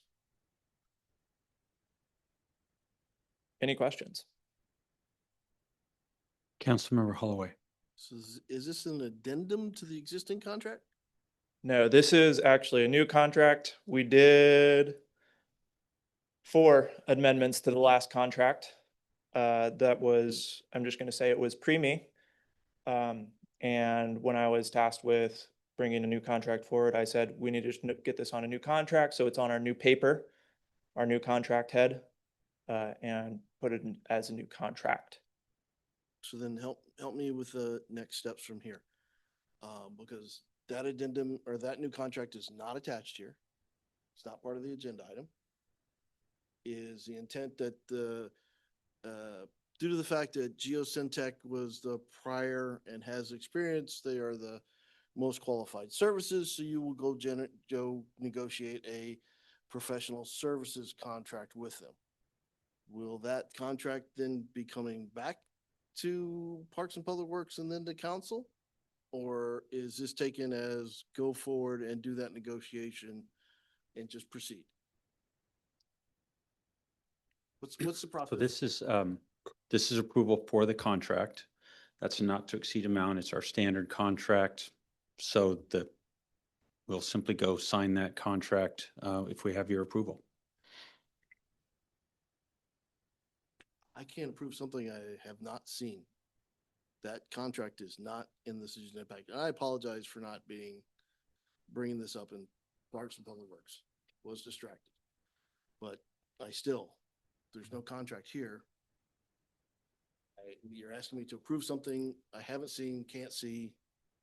So all the elements of the contract are in front of you. I'm not sure what else you need. So we've defined the project. We've gone through it with you. The project definition is here. We use our standard terms and conditions of the city. There's nothing more for us to add to the contract. So we're just asking you, Are can there we go sign it? indemnification clauses? Is there clauses for separation? Are there arbitrations clauses in case of dispute? Yeah, and they're all our standard city clauses. Well, and if it's like the contracts that come, there is no standard for arbitration of disputes. It's not in there. Okay? City attorney, does Yeah. that not have those items in there?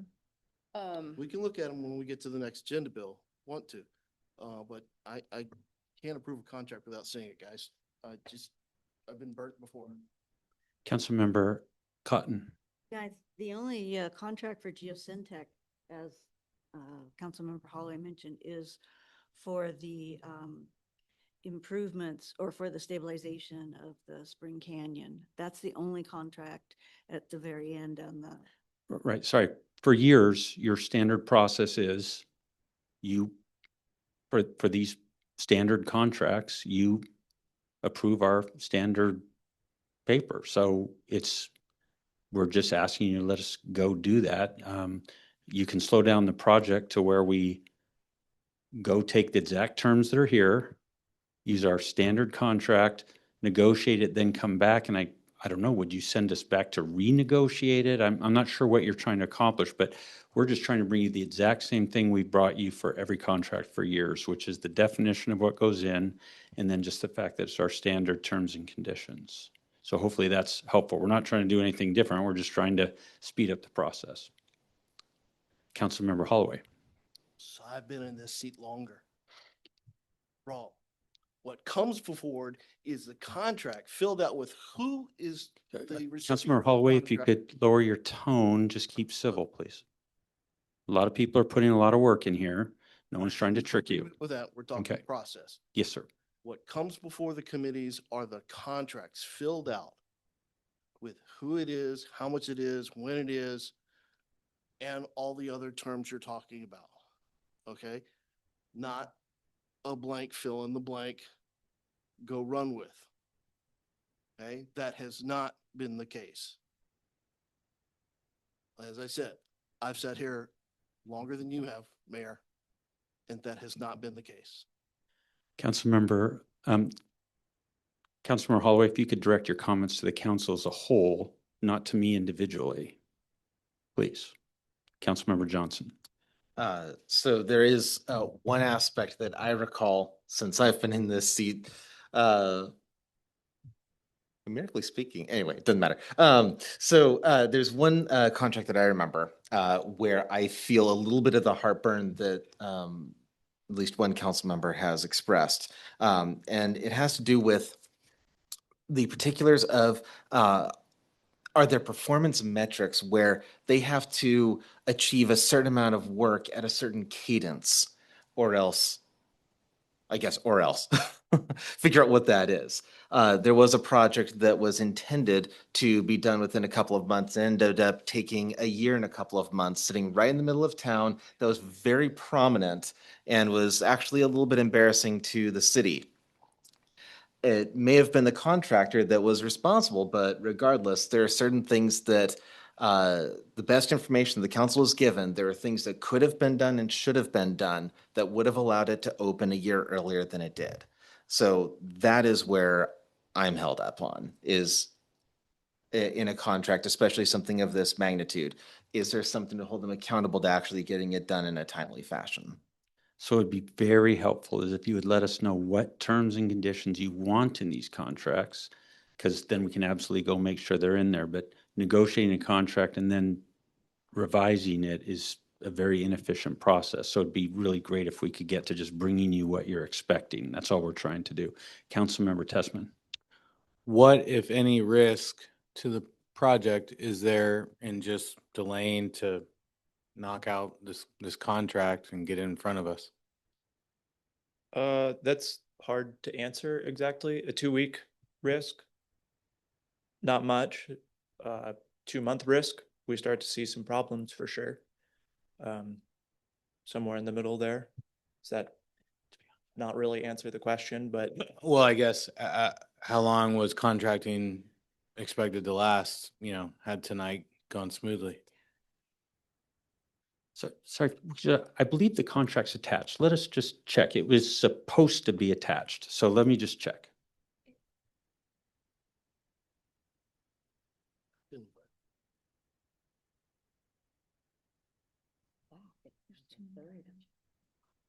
other one's in the next agenda bill, but Yeah. that's three other ones. Right, yeah, and then there's one after that, that it was for their, Yeah, it's out of order. yeah, Yep. I was really confused. yeah, it was, the presentation was all jumbled around, so. Not for this one. Council members, I could, there's been a mistake. That was meant to be attached. That's why I was a little baffled, because I've read it and approved it. It wasn't in your agenda packet. That's correct. That's an oversight. If you would allow us to withdraw this item and bring it back to you in 2 weeks, we'll attach the contract. We have it. There was an oversight, and I apologize. Councilmember Johnson. Yes, I even noticed that there is an attachment titled contract that's there. So it looks like it was supposed to be attached to there. And It it's was, just this is the- just a It's just technical the mistake. resolution. I'm sorry, but we will bring it back to you so you have time to review it. As Engineer Fry said, 2 weeks will be fine. And we'll have it back to you in 2 weeks. Councilmember Johnson. And given that time, I wonder if it would be possible to take up the concern that I brought up previously. Yes, could you just repeat it so that we can, you know what, we'll capture it off the recording, but if you, hold on, sorry. Know what? We have taken down your concern. We'll make sure that's addressed when we come back to you in 2 weeks. Thank you. Councilmember Watton. In the spirit of this discussion, could those contracts be sent out in advance to the council for review as well, rather than waiting until the actual agenda is sent out? So our intention, if I could just make sure I understand what you're saying, what we normally do is that contract would be part of the agenda packet for the committee, and then again for the council. So is that what you're asking, or something beyond that? If we could have it sooner than later, it would be preferred, probably. All right, remember, most of these contracts, once we bid them, we only have 30 days. So there's like, if you just do the math on a council meeting, a committee meeting, we're on tight timelines usually. But I take your point, give it to us as early as you can. I 100% share that objective. So we will absolutely try and do that. Councilmember Johnson. Yeah, I hear the request as well. Where I have concern is just the idea that we still have limited staff and limited ability to do things. So there are many things I'd like to get as early as possible. And if that's something that the council wants to have on the list of things, please get us soon, great. It's just that as those things add up, there's just so many people that can do the work. Councilmember Holloway. Won't the contract attached in the agenda bill go back to Parks and Public Works and then come to council? So let me check. I believe the error was in the council agenda, not in the committee. But if we didn't, I believe we had presented to committee and just neglected to connect it for the council. But if I could, we'll definitely cure that. Obviously, if it hasn't gone to committee, it will. But if I could also tell you this, one of my goals is at the beginning of the year, you all know you've approved a CIP for the year. We do know what projects we intend to do for the whole year. It's my intent to actually get to the point where we're telling you early in Q1 for the year, here's everything we plan to bring you this year, here's when it'll happen. Start having all those conversations. Look, we anticipate 15 contracts or whatever the number is. Here's the topics and amounts. So try and really dial that in much farther in advance. So there's absolutely a goal that I've been working on, and we'll keep working on that. As far as this particular item, to be honest, I don't know what happened. It's not attached. Clearly, it should have been, so we'll go figure out what happened and make it follow the correct process. Can I say one thing and jump in? This is addressing Councilman Johnson's concern. So what you are talking about is what's called liquidated damages. And so, which is the term for when a contractor has not completed work in time, then they are charged X amount of dollars per day based on work that's not been completed. Professional services agreements. And so this is work with engineers, architects, consultants. Those don't typically have liquidated damages. I've never seen them in such a contract. The work just needs to be performed and completed by set dates. But we are not beholden to those consultants, and that's what really keeps them under the fire, is that at any point we can drop a certain consultant and hire a new one. When contractors, you can't just pick up and drop. And so that's a poor way of explaining it, I think. But I just wanted to warn you that this contract does not have liquidated damages in it because it's a professional services agreement and not a public works contract. Council members, if I could, this process is not what should have happened. Let me go fix it for you. I understand your concerns. I agree with them. Let us fix this. We'll come back to you with some of your broader questions as well. What are the standard terms? When do we impact them? How can we make our concern? Let me come back with a much better presentation for you, first through Parks and Public Works and then to the council. All right, with that, if there's no objection, this agenda bill will be withdrawn by the administration.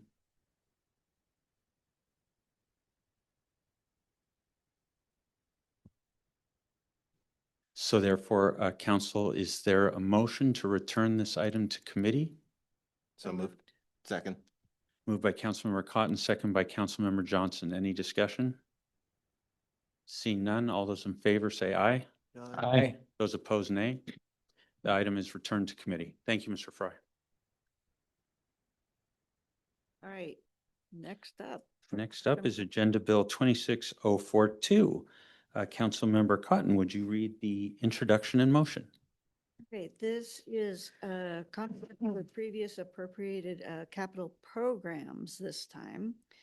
And this is in regards to Newton Street repair, the stormwater fencing replacement, and the mains inspection sleeving repair.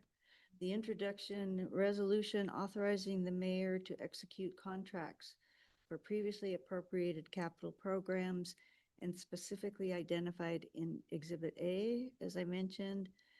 The proposed motion is to adopt resolution number 1750, authorizing execution of the contracts identified in Exhibit A. Moved by Councilmember Cotton, Second. second by Councilmember Holloway. Is there any public comment on Agenda Bill 26-042? Seeing none, CIP Manager Gamble, would you please take us through this item? Yes, absolutely. Unfortunately, or fortunately for you all, I do not have a presentation. It's just me. This is very similar to what you've been seeing earlier. In this case, we have 3 projects, activities. These words are going to get minced here, and I apologize. I'm trying to keep it straight, but my instincts go to one or the other, and that's hard to tease out. So what we're talking about here is programmatic work and the activities that we're proposing to do within those programs. So in this case, just as Councilmember Cotton called out, we have the combined utility mains where we're going to be looking at a couple locations with a variety of different techniques for repair and inspection, and then Newton Street repair, which includes multiple utility activities, including stormwater, sidewalks, and the repaving of the road. And then the third one is stormwater pond repair. This is specifically for fencing that gets repaired from damage that occurs over the course of the stormwater system being in operation for so long. If you were to scroll down to Exhibit A, that kind of outlines the breakdown of those projects by the capital program that the money would be coming from, and has a breakdown of the costs associated with that as well. I'm happy to take any questions about the activities or any aspect of anything here.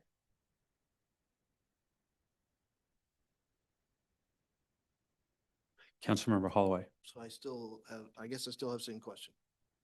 I've got fill in the blank contracts following. Is the intent to bid these? And once the bid returns are back, will that be coming to committee and to council for final contract approval? Would you like me to answer? Have these been bid yet? These have not been bid yet. Yeah, so the contracts are approved here. So rewind, try our last conversation over, see if it works.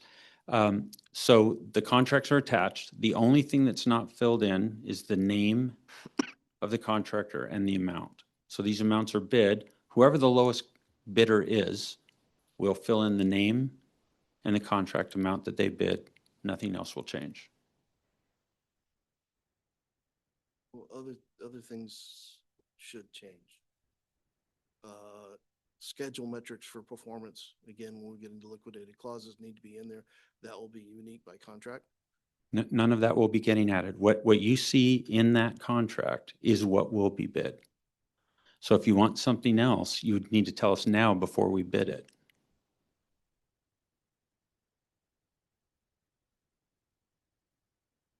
So the goal here is Each statement. sorry, Councilmember Holloway, what we're trying to do is make sure that before we bid it, we have everything you want to be in the contract so that when we then get the bid, we're just filling in the name of the lowest responsive bidder. So we're trying to get the process here on the front end so that it gets bid correctly as you expect it to. That's what we're trying to accomplish. Sorry, Councilmember Holloway. So each statement of work will have its own milestones or performance that you need to have in the contract per the liquidation clause that you have in there. So that will be unique by each statement of work that's being done here. Okay, so that will need to be added in there. It's already in what you've been given. It's not in there because these are blank. These are fill in the blank. No, there's a description of each project of what's going out to bid. What we've put in here is exactly what's going out to the bidder. So it's the complete contract wording. And I'll further, there's no terms of separation except breach of contract, which would get expensive. There's no arbitration clause in here that says if we are in disagreement, we'd like to go to arbitration before we go to court. These contract templates are incomplete. And further, I, as a council member, am going to make sure that when we go for non-professional services, that the public record has what was the bid tab, who got awarded, and the council approves.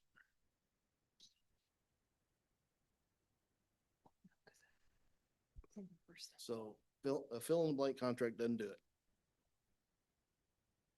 I mean, we can, but they're not. Yeah, this is new. I'm not familiar with arbitration. Liquidated damages depends on the contract. Like the Newton Street one does not have a liquidated damages.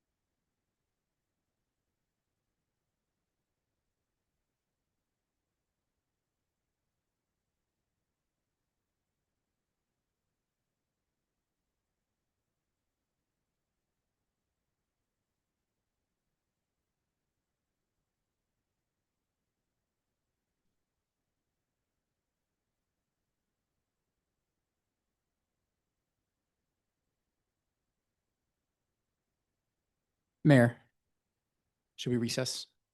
I think we're okay. Just a moment.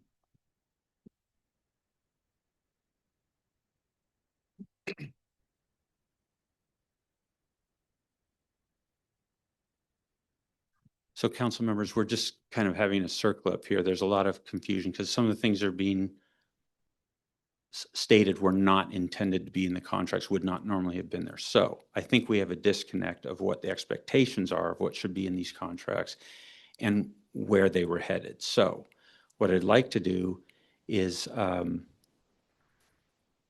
a follow-up, probably go to committee and say, let's go through a discussion of what things you want in these contracts.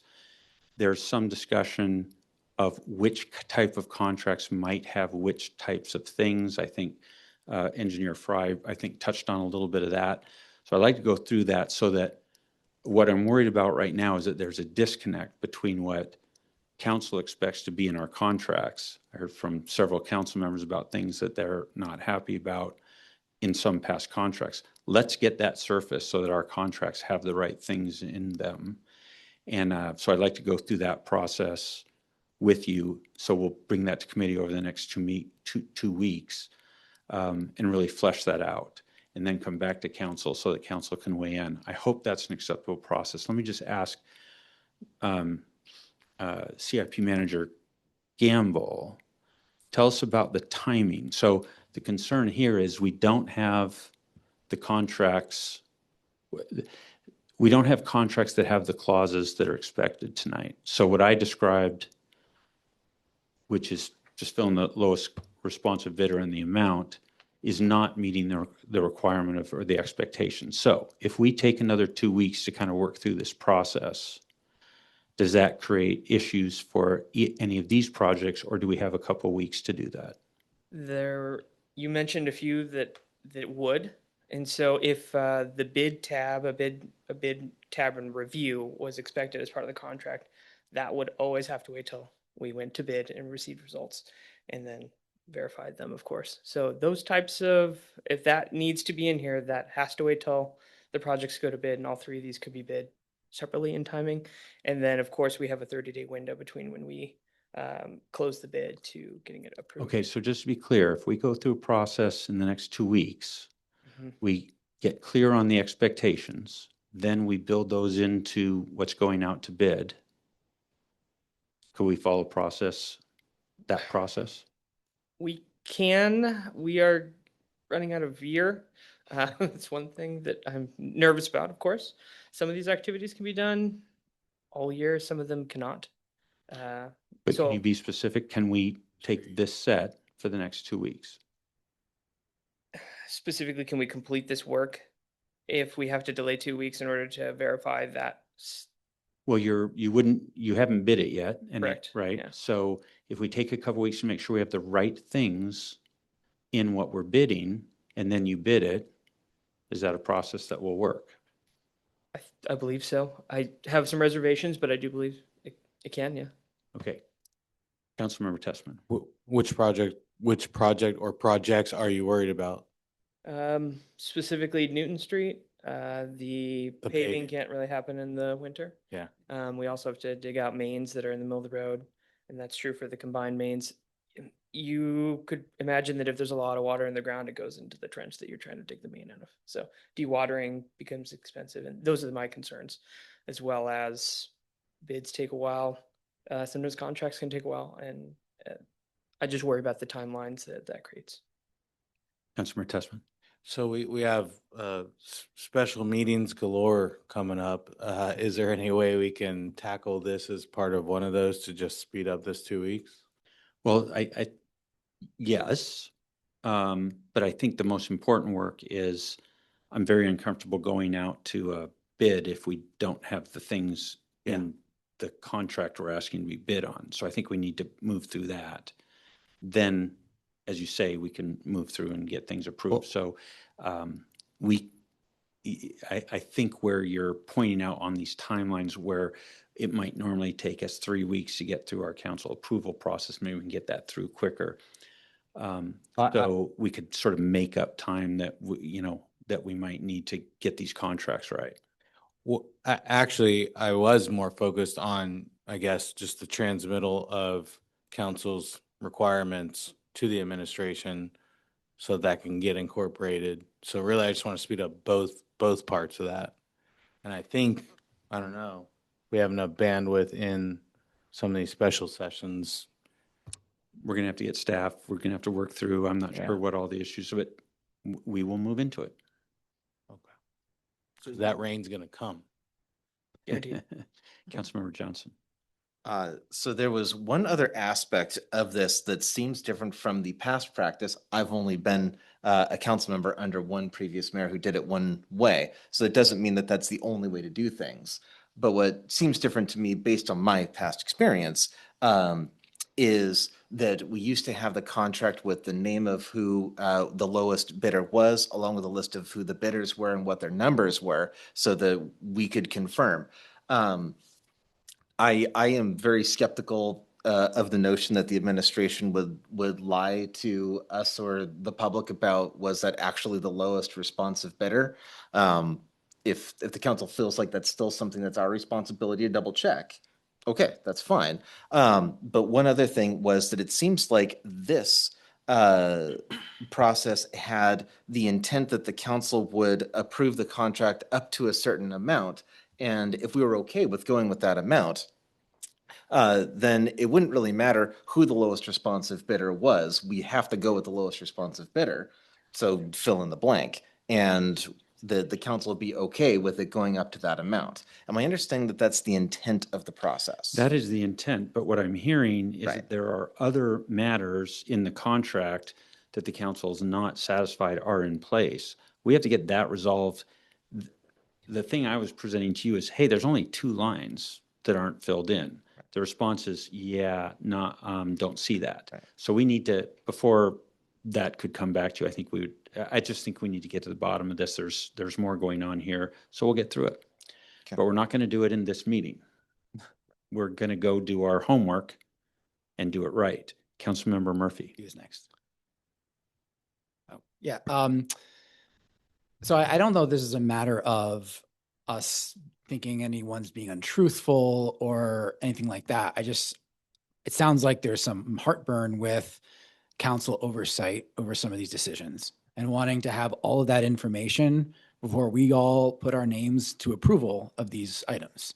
That is something that I think we're continuing to work through. So hopefully as this process works through the committee, we can feel better. We can have more information so we can all feel better about approving these things, speeding up the process where it needs to be sped up, but then also making sure that like we have the right oversight so that we're doing right by the residents, right? We're doing our fiduciary responsibility. Councilmember Holloway. So I'll make a motion here in a minute to refer back to committee just to close it, but I do want to have that process discussion at the committee level too. And it's not the lowest bidder, it's the lowest responsive Yeah. bidder. And that word responsive can get quite convoluted in the conversation. It should be part of the public record. Okay, that's part also of our oversight of that responsive thing. But move this agenda bill back to committee.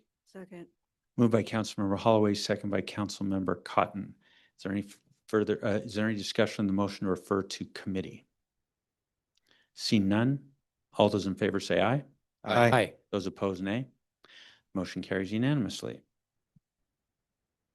And we'll see what happens next. Agenda Bill 26043, Canyon Springs Slope Stabilization Professional Service Agreement. Councilmember Cotton, would you read the introduction and motion, please?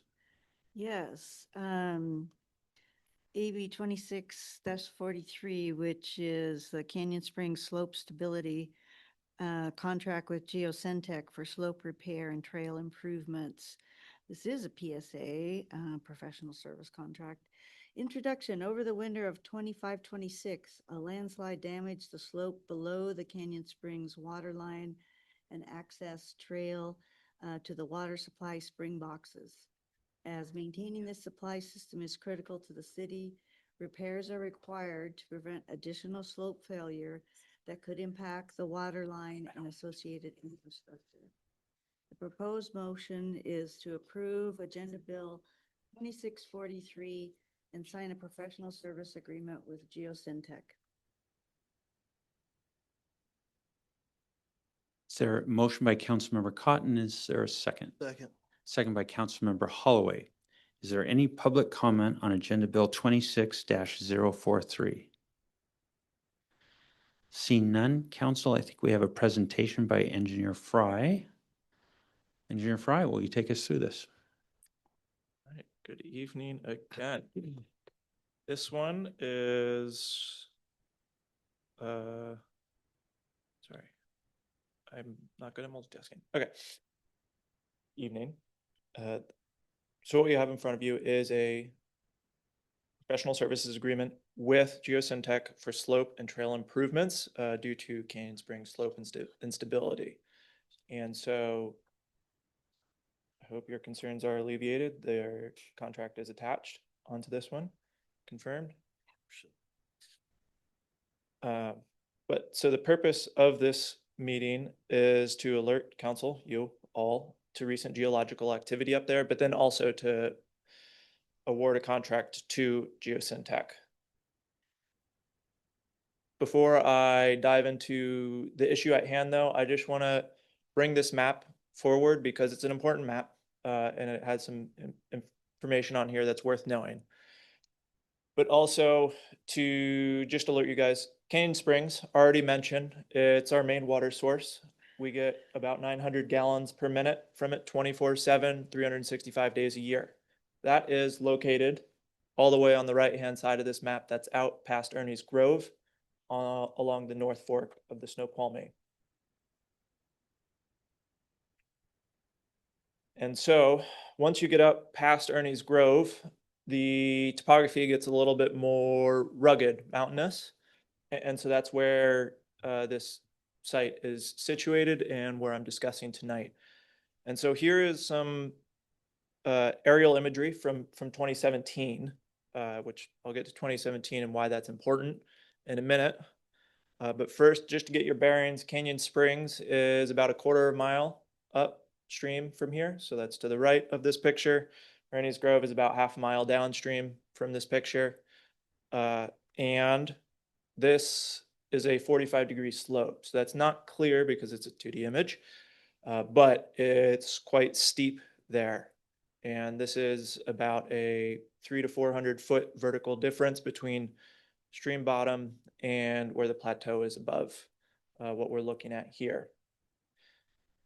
And our water main, the main water source for the city of Snoqualmie, runs right along this slope, right where that blue line is right there.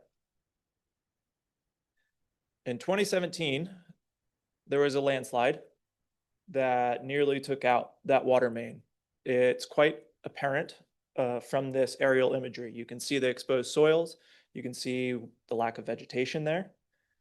And it actually even took out our old wood stave pipe that was there. And so our ductile iron pipe that's in there now is actually up the hill a little bit. So it was not taken out, but it was within a few feet of that pipe. And so that slide, that area was repaired in 2018 to make sure that a further slide did not take out that water main. You might also note that there was also activity in 2017, a little bit upstream from that 2017 location. You can see the lack of vegetation. You can see similar patterns to that 2017 slide that was repaired. But that area was that escarpment, that landslide didn't get quite as close to that pipe. And so we put that under a monitoring plan. We said, hey, this is going to be a problem, but it's not a problem today in 2017. So that's where we were in 2017. And so a schematic view of that, just to make sure everybody is on the same page with this, is you can see a nice water down at the bottom, Canyon Spring, or you can think of that as the North Fork, an unvegetated slope due to the landslides, and then the pipe within the ground there in the escarpment that just creeps back and gets closer to that pipe. And so some pictures from the repair of that 2017 slide that was completed in 2018. Up top is the before. The striking picture is you can see that wood stave pipe on the right side. So that was the old water main, just lying on the hillside there, not doing a whole lot of good. And then on the bottom, the after pictures after the geofabric was installed into and soil mills. And so that was the repair of that 2018 slide. And it's still there today. It looks great. It's a permanent repair. So as mentioned, that slide that we put under the monitoring plan, the exact quote was, although this slide does not threaten the pipeline now, it almost certainly will within a few decades. When the distance to the scarp is about 10 feet, planning for the slope repair should start. So that's what Aspect said in 2018, formerly, or Geosyntec, formerly Aspect. And so in 2019, that distance from pipe to scarp was 22 feet. So it was still quite a ways out from the pipe, not an immediate concern. hence the monitoring plan. 2020, it was still 22 feet, 21, still 20 feet, 2022, still 20 feet, 2023, 17 feet, 2024, 17 feet. So I'm just going to pause here for a second because this is when the 2025 to 2030 CIP was created. What we saw was that over that 6-year span, there was about 5 feet of movement, which projected out to about 2030 being the time when would be the time that we would have to start thinking about repairs, just based on historical data. So in 2025, 16 feet, just moving right along as expected. But then in 2026, we saw a 5-foot drop due to the December flooding events that you all remember well. And so now we're at 11 feet. And so it's time to start preparing for the slope repairs. And so here's some 2026 aerial imagery, just so you have today, or at least April. Again, you can see the water line, the water main in blue up there. I've highlighted the scarp and that 11-foot distance there. And so it's getting uncomfortably close to the water main. And so just to highlight the CIP worksheet, we knew this was coming. This isn't a surprise. It's a surprise of exactly this year, but it's not a surprise in terms of we knew that this slide was coming. We had projected it out into 2030, but it is now 2026 when I am bringing this project forward to you. And so within this contract that is part of this PSA is a $117,000 contract with Geosyntec that would get us to 30% design. And from there, we would decide whether or not we want to move forward with a design build contract with a local contractor, or just move forward with Geosyntec to 100% design. Regardless of how we want to move forward, this is what we want to do, is bring the design at least to 30%, get the ball rolling with the hopes of construction next summer. So 2027 is the target for construction for slope repair. Any questions? Councilmember Johnson. Okay. So the hillside, project forward 100 years, it's going to look very different. I mean, there's probably going to be big ravines or something that have been cut through it. I'm curious about the longevity of even that location. I get maybe bank stabilization buys us another however long, but erosion happens in the hills. And there's no stopping nature at some point. I guess like we could fill the whole thing in with concrete for like $1 billion or something, but I'm curious, how long will this last? And ultimately, can the pipe even stay there? So these solutions actually have a 100-year lifespan. Really? It's that long? So that's the lifespan, life expectancy of this. Okay. So geological activity moves at a much different scale than human life, obviously. But we can see along that slope where it has slid. There's historical activity and just signs of where it slid. Other than these two slopes, that the first one, the 2017 repair, and then the repair that's in front of you today, there's one other slope that's slightly upstream that slid in the 1980s. We haven't seen any movement from that one at all since, again, the 1980s. Does anything happen from there? I'm not a geotechnical engineer, so I can't answer that. But what we are proposing here is this solution that would have a 100-year lifespan in the one remaining active, very active, I should say, area, because it is all active, as you pointed out. What this area looks like in 200 years, I can't speak to, but this is a permanent solution in terms of permanent from our lifespans. Councilmember Holloway. Can we go to the contract?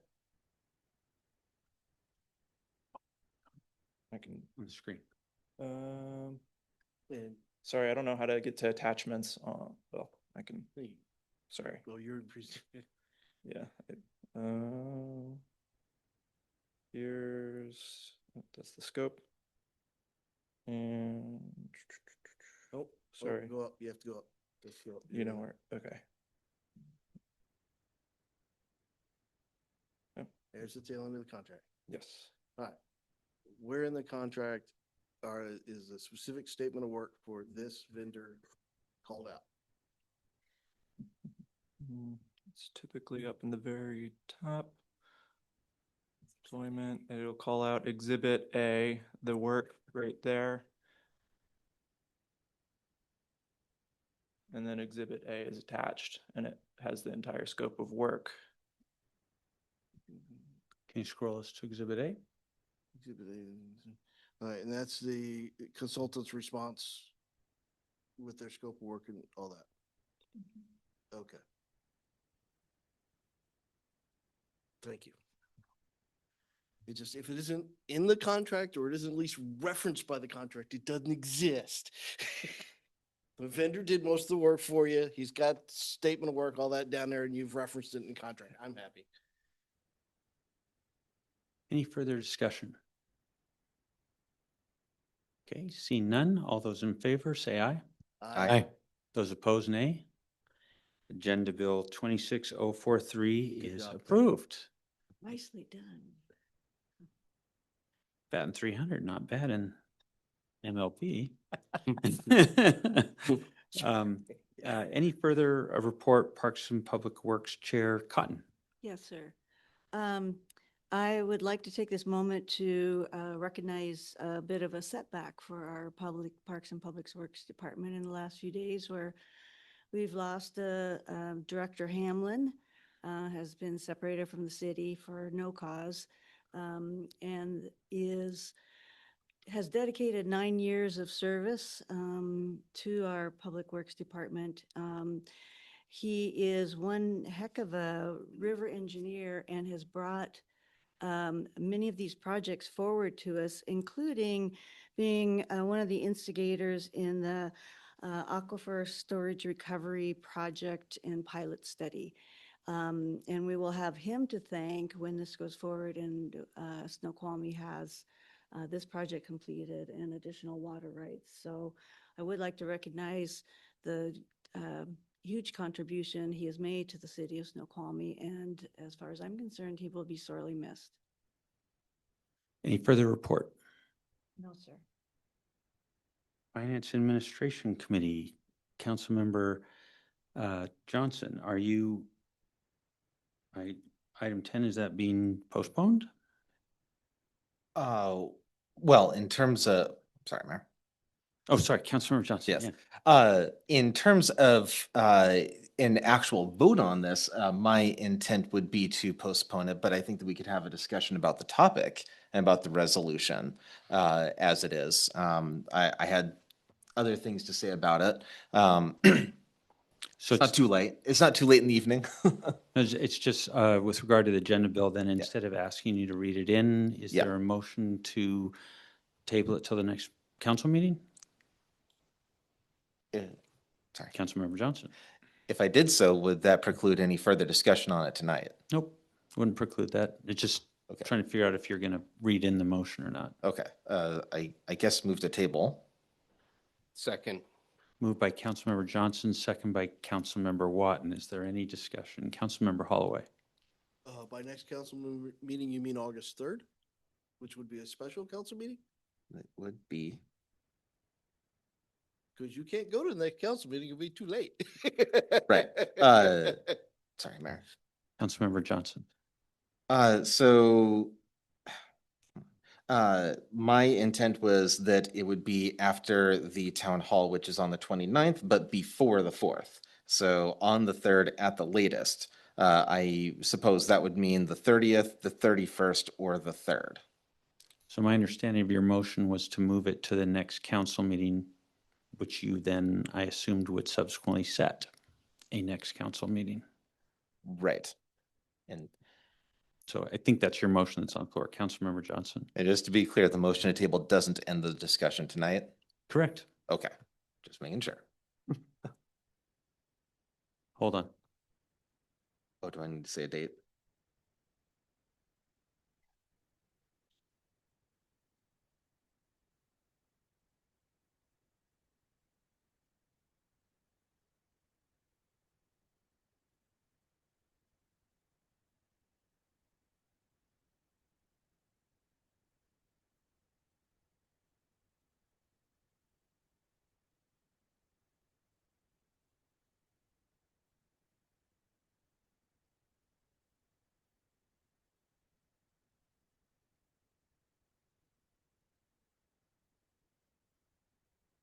It's been pointed out that the next council meeting is tomorrow.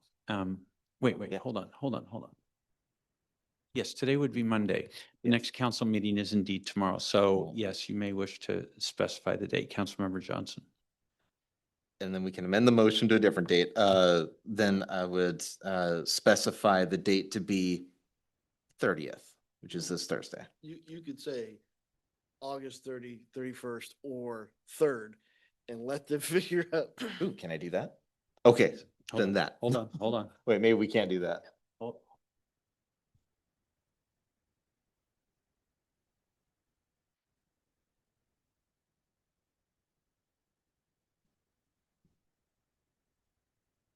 Yes, the motion to name one of those three dates, whichever date is called as a special meeting within those three dates, that's the one that you're motioning to put it on. That. I move to do that. Okay, any further, any discussion of the motion? Mayor, did I get a second? Second. I don't even know what the motion. Okay. means. Okay. Yeah, we can pick it up off the recording. Moved by Councilmember Johnson, second by I don't. Councilmember Holloway.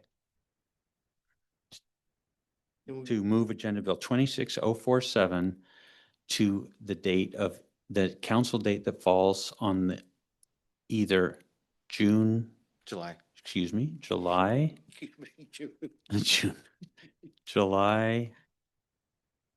30th, 30th, 31st, 31st, or August 3rd. or August 3rd. Okay, any further discussion? Seeing none, all those in favor say aye. Aye. Those opposed, nay.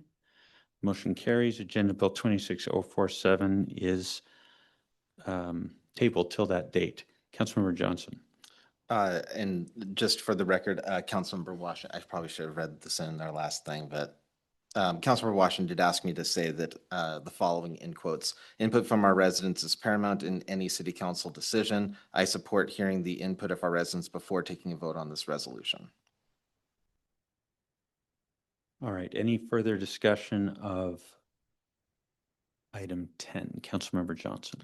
Okay, so the first thing I wanted to mention was there has been some discussion of at CD, the fact that the mill site has already gone through review and stuff like that. I just wanted to point out that that's only planning area 1. The planning areas 2 and 3 still have not gone through the entire process, and that would still be community development work.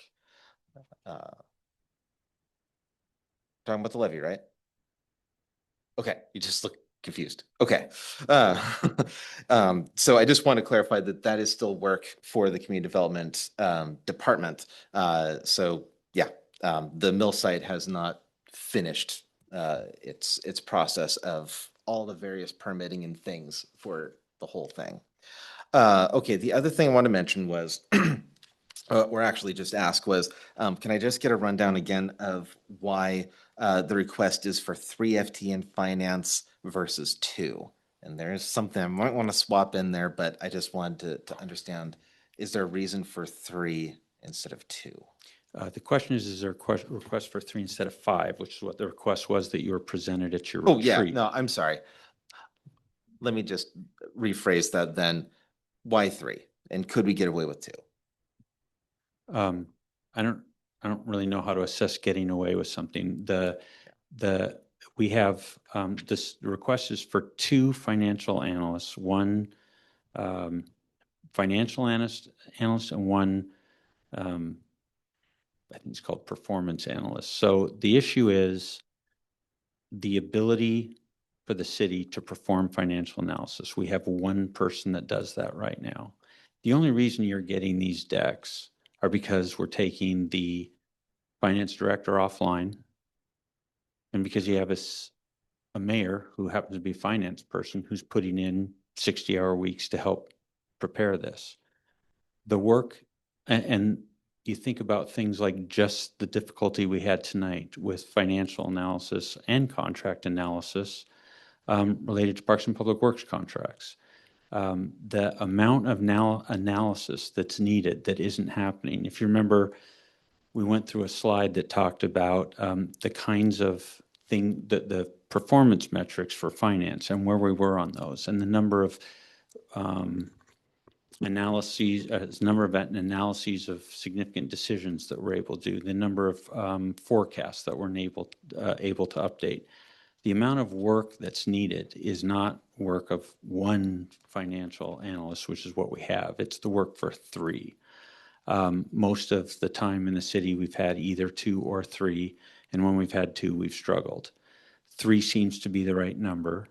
And then there's an additional, hold on. Let's go back on the slides. What was the other position, Director Boutte? So we're asking for a financial supervisor. Financial as well. supervisor in what area? That would help to support payments as well as customer service within the department. So payments and customer service. The request was for more than that. It seemed like that would be a significant addition, especially in the area we're most lacking, in my opinion, in my view, which is financial analysis supporting decisions of the council and decisions of department directors and, broadly the city. So that's why those were the requests that I brought forward to you. Councilmember Murphy.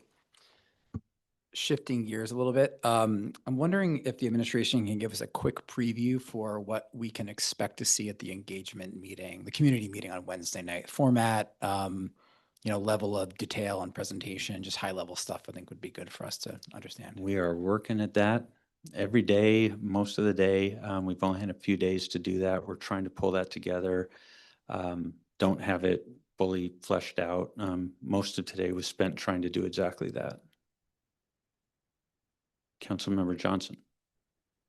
So the reason that I brought that up was that there was one area that there was a request from one of our department directors at the retreat that I don't think that I saw reflected. Maybe it was, and I was trying to find a way to get it in there. And that has to do with additional FTE for, the request was for 2.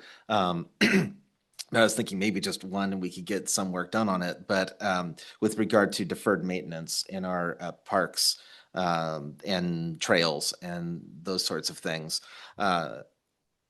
So if there isn't wiggle room perhaps to get that from moving an FTE from one thing to another, I'd like to find ways to get creative to get to some of the deferred maintenance because it is starting to pile up. Yeah. Very concerned about deferred maintenance. Couldn't agree more. Remember, you're not approving a budget. You won't approve a budget for months.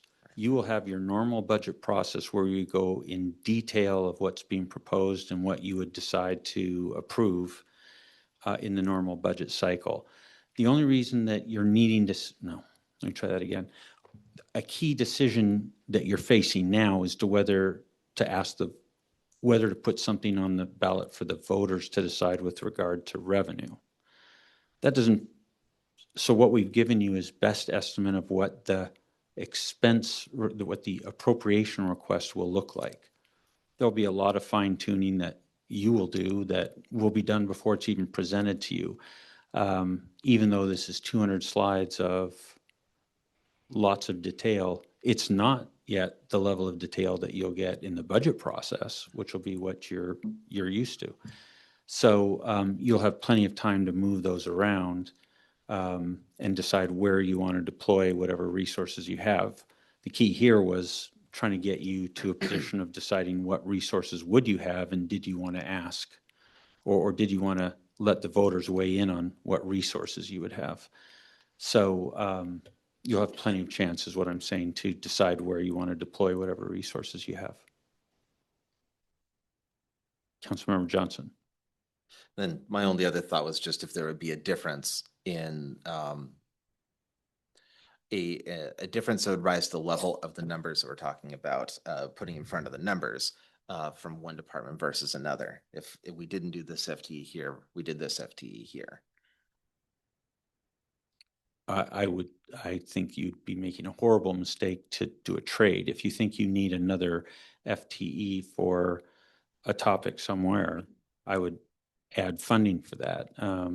You know, FTEs for that department are somewhere probably between 150 and 200,000 a year. So I'd encourage you to think more about the total that you need as opposed to robbing Peter to pay Paul. I think the needs in the finance department, I thought they were very well laid out at your retreat, and they were not 3, which is what I brought you. They were 5. And so I think I think I've squeezed that down as much as I can without just continuing to have significant underperformance against what I think is needed. I think what council needs.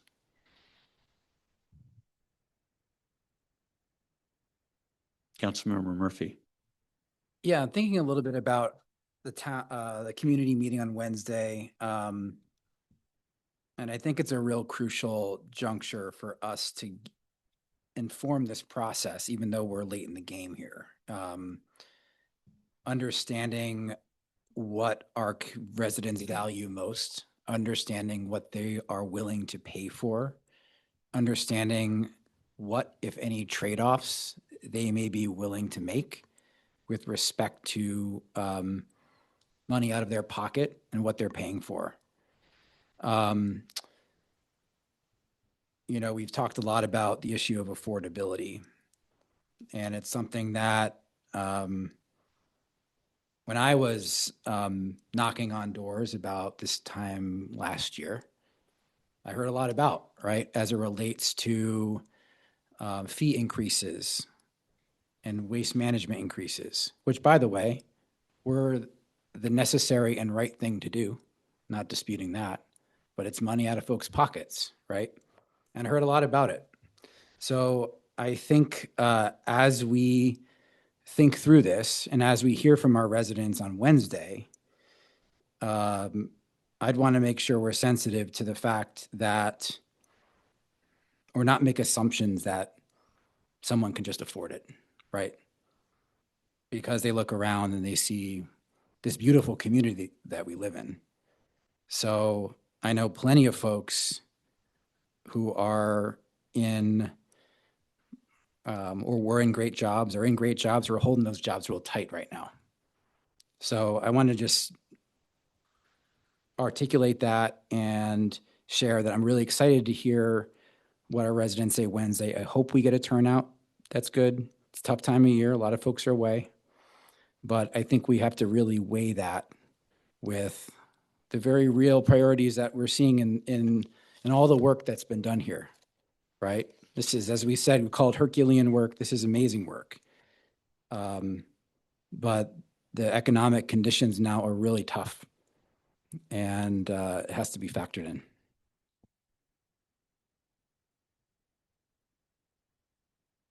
Any further discussion on Central City Services levy? All right, seeing none. Chair Johnson, did you have further report? Yes. Next thing is with regard to the second half of August committee and council meetings. For the last couple of years, we have had the practice of not holding committee or council meetings in the last half of August. We talked about this at F&A. Do we want to do that this year? The theory that we've been operating under for those couple of years was having planned that in advance, say around January or so.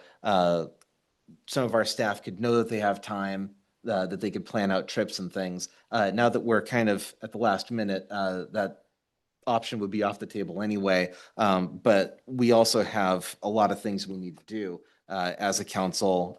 We've got significant business at community development that needs to be done as per the work plan that we talked about earlier tonight. F&A has all kinds of work that we're trying to get through. The council as a whole has a lot of stuff. So some of that work, I mentioned the rezoning, it's budget season, and there's also potential land use that could require us to, at the drop of a hat, have some sort of action that would be TBD. But we kind of need to have all hands on deck, I think. So that was the recommendation coming out of F&A. Was that we continue having our meetings through August as per our current schedule. If anyone wanted to say otherwise, now would be the time.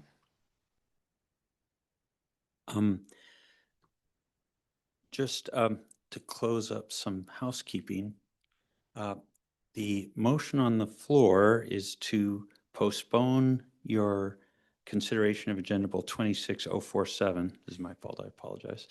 The motion is I to thought you were postpone. anything additionally from F&A. I misled you.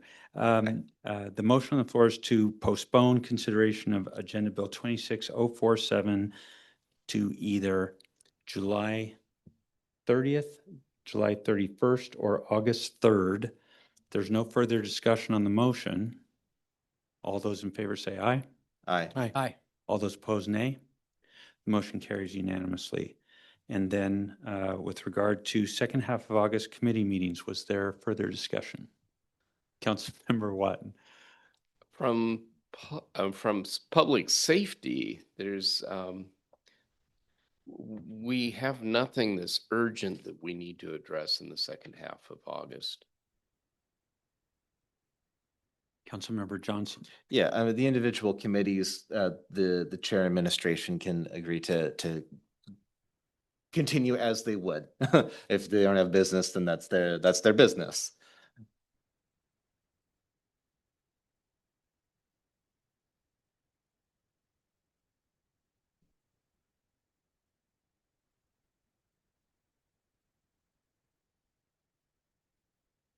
Nothing else on that.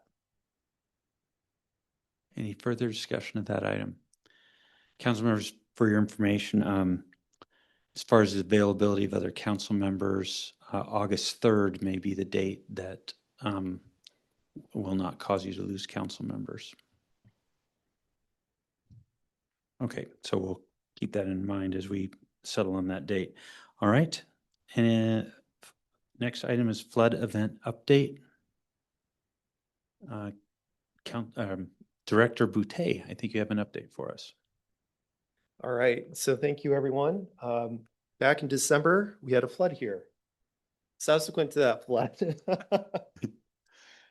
we developed a preliminary damage assessment that we then sent as a collective from the state of Washington over to the president. President agreed, said, "State of Washington, you're an awesome state. Let me sign that disaster declaration," which they did. Right, for the most part. And so now, after all that, we are mirrored in this federal bureaucracy called FEMA, which is fun to a degree, not for everyone, especially my staff. Let me share my screen here. Besides, it would have been, you're the greatest state ever. Exactly. So right now we are actively working on a grant application. We've got until August 10th to submit and expense any damages that were caused by the flood event. By the way, we've been assigned a handler from FEMA, so we are working extensively with that handler to kind of support us as we go through this process. We've got to justify every expense. They go through their own validation process before we can actually submit a disaster relief application to FEMA. So we're glad to have their eyes on this before we actually go through that. We are hoping to submit that relatively close, that disaster relief application, roughly within August. But we do have until October to actually get that in. As a part of this overall process, it's important for council to know that we're going to need this council here to approve a FEMA contract grant agreement before we can receive any sort of reimbursement funds for our flood costs from December. And that's kind of where we're at right now, is I think we're tired of the tediousness of this kind of process that we have to go through, because we would really love to move on to some of the other objectives that we have for this year. But we understand that this is really critical To us as a city, making sure that we can replenish our reserves is absolutely essential. And this would be potentially $400 to $600,000 that we would be out if we don't do this. So it is important, and I just wanted to kind of provide this brief update to you. So thank you. All right, Councilmember, let's see, next item is potential land use in unincorporated UGA. Is there any discussion of this item? Seeing none, next item on the agenda is coffee with council. Councilmember Johnson. Thank you. So Coffee with the Council is something that I brought up way back in January when the council selected me to be the mayor pro tem. There were some things that occurred in the first half of this year that were very much unexpected that slowed my intent to get to that down. But I think we're at a point where we can start doing this. And I wanted to just kind of give a rundown of what the intent is and what I propose as a way that we do this.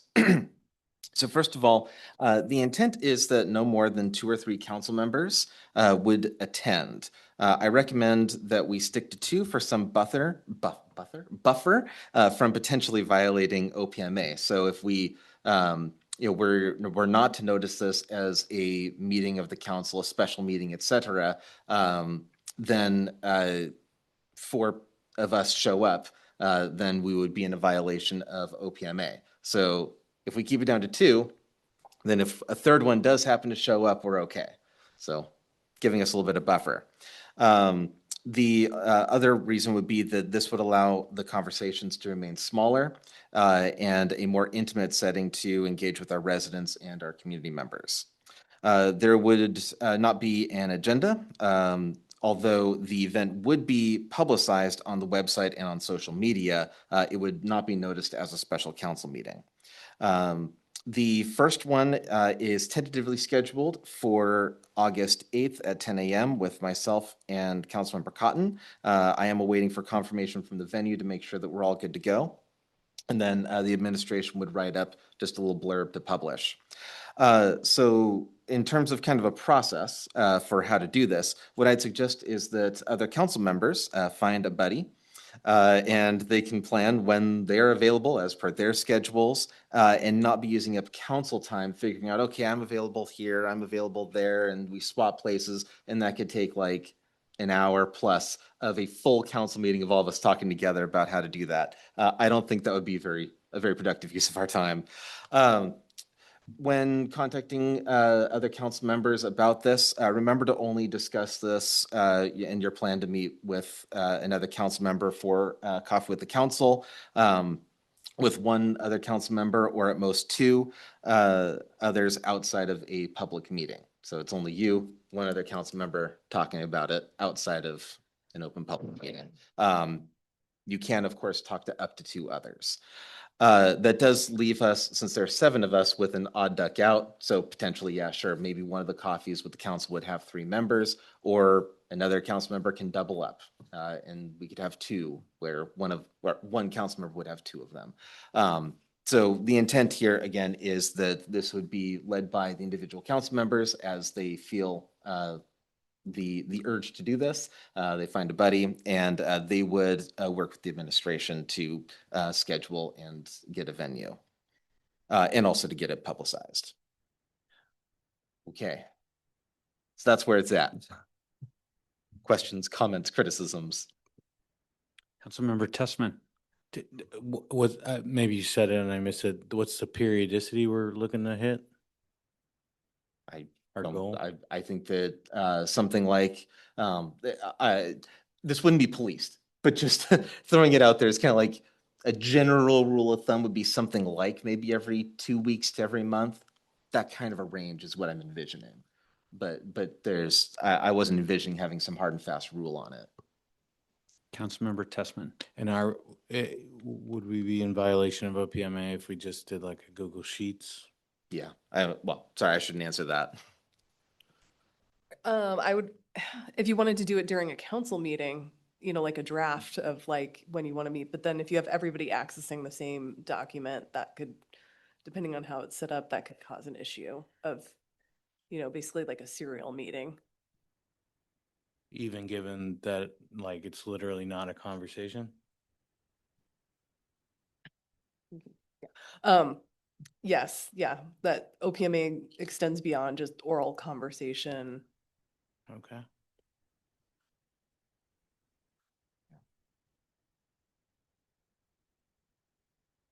All right, see no further discussion.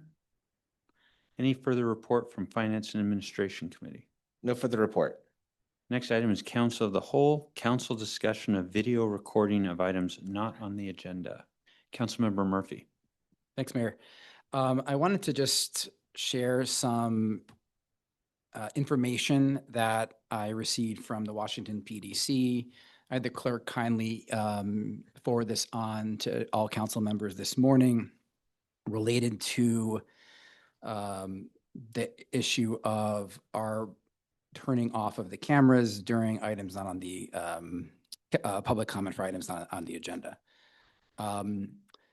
This was an item that we brought up, I guess, some months back. And I know FNA has been having some discussions and working on it and seeing some things in our agenda packets related to like kind of what's transpired during those times. So I thought I'd add some additional information to that conversation. Specifically, I was interested to understand two things. Both, first would be whether video recording of the public comment creates campaign facility exposure under state law. The response I got back from PDC was that video recording in and of itself did not create exposure if the violation occurred. It's because of what was said that the violation did occur, not because it was recorded in any medium one way or the other. I also asked whether the video created more risk than audio only recording, and the PDC's answer was no difference. The rule that we adopted back in 2019, and I was not here for that, was in response to an incident where a member of the public used our non-agenda comment period to essentially campaign for office.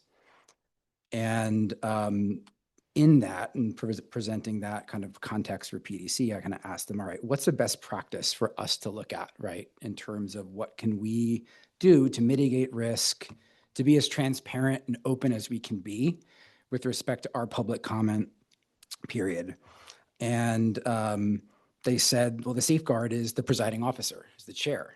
The chair has already the authority to interrupt or to rule a speaker out of order if their comments amount to campaigning or any other violation of our rules. And that tool seems to address the risk that we would face, right? Are we making the best effort that we can to kind of mitigate that in the moment? So I wanted to kind of bring this back for any discussion if there any council members want to kind of discuss this. This is an item that, I know when some of us take remote meetings, it does hold us back in terms of not being able to see our residents speak. And I think that that's less than ideal. So I'm hoping that we can find a way to be transparent, mitigate our risk, and create an open and meeting environment as we can moving forward. Councilmember Johnson. Thank you for that. And the nuances are important here. So what that doesn't address is what if someone is talking about things that are not on the agenda but are germane to the city topics, like how much water bills are, and they mention nothing about campaigning, but then they take that video or audio for that matter, which does bring up that question about the difference between video and audio. But they take that and then they put that into their campaign video. So the chair would have no idea that the intent was to campaign. And certainly if someone starts campaigning, then chair by all means can interrupt them. But that's a distinct nuance where the chair wouldn't know that that was the intent of the person who was speaking. So that's kind of where we got hung up, and where we left the discussion at our last FNA meeting was, okay, well, it could be that that was an interpretation of the law that PDC was using at the time. Maybe their interpretation has changed, or maybe there have been updates to the law. We're not sure. But to ask a more targeted question of that specific instance of them and see if we could get a response. Councilmember Murphy. So my understanding on that, because I did raise that, and there was, they alluded to it in the email exchange that I forwarded to everyone. I think my understanding is that saying the words, "I'm running for office" or "vote for me" that's the line that's the red line. However, my understanding is that folks or potential candidates can use our like audio or video recording in other medium and forum or whatever it is, so long as like what they said is not vote for me. And that at least PDC told me was that's on them. That's on that piece is on the candidate. So I think so long as the city is doing all that it can with respect to its rules and calling out the behavior in the moment that violates our rules, as we would with anything, right, as it relates to running overtime or being not following decorum, all these things, right? The PDC looks at that when making a determination on risk.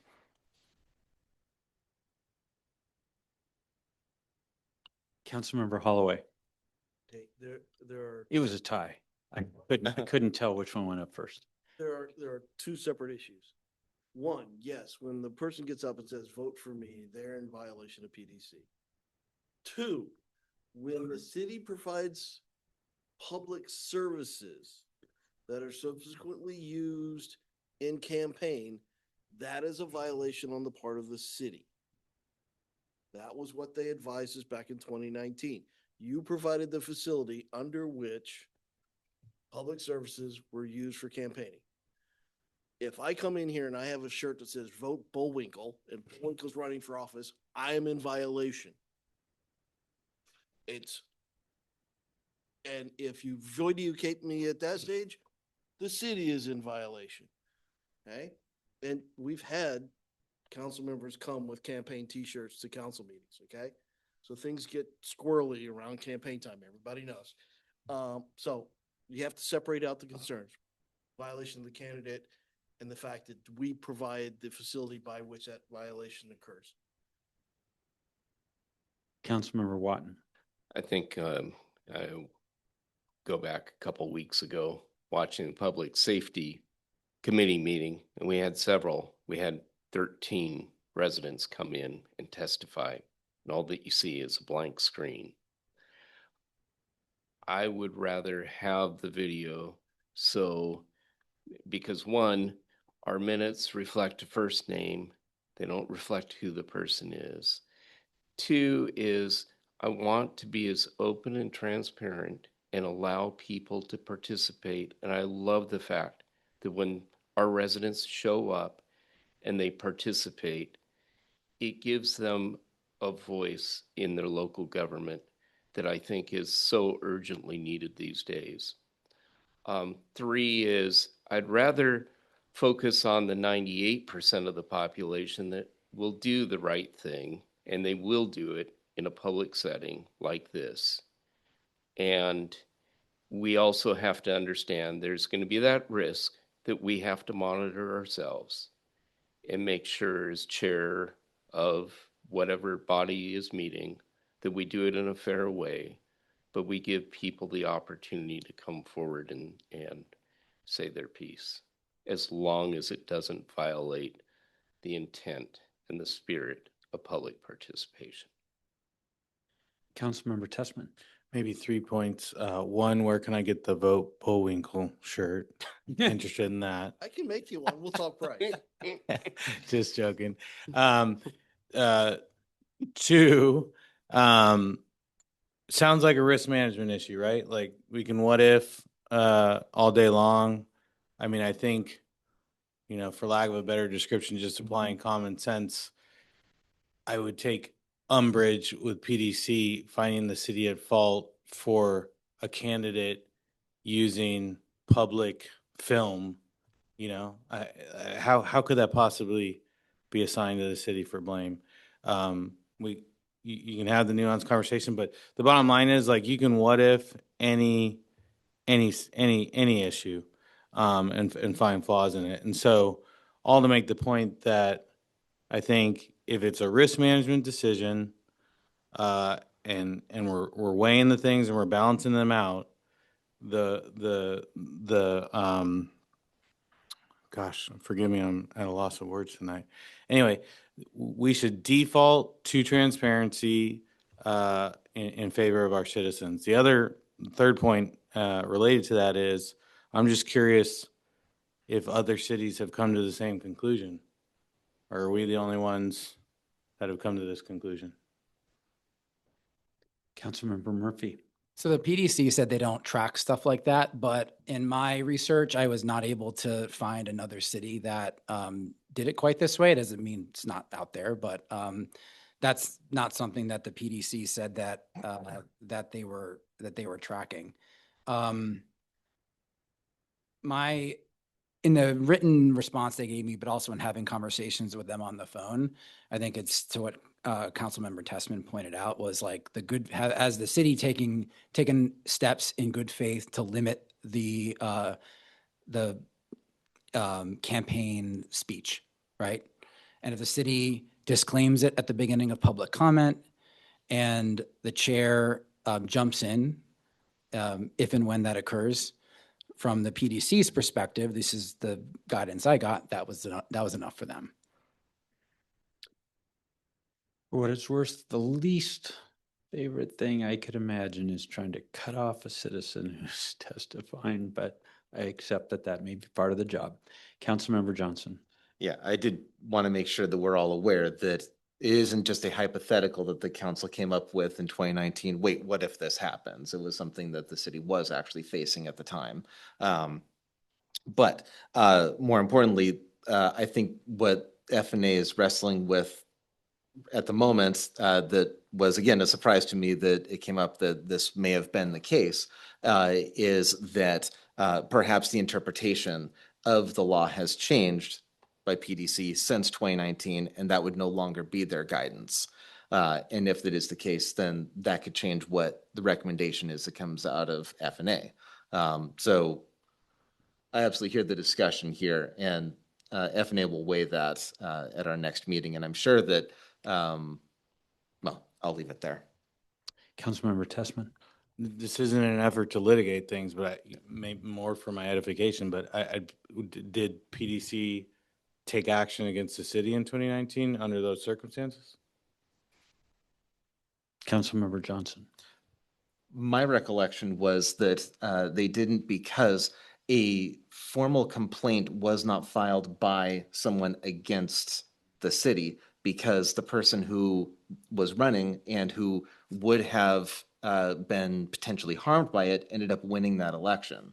So there wasn't really an impetus to bring something to PDC, but because the potential came up, I don't know if it was the city itself that made the request, but the request was made to PDC, and the city received a response about what if this occurs. And it was, my understanding at the time was that the recommendation was, or excuse me, that the response was that the city would be the one who was responsible for what had occurred. Thank you. Yeah. Councilmember Murphy.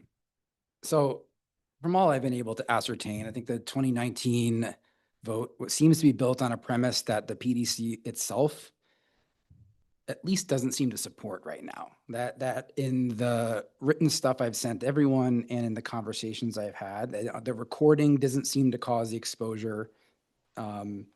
It's that the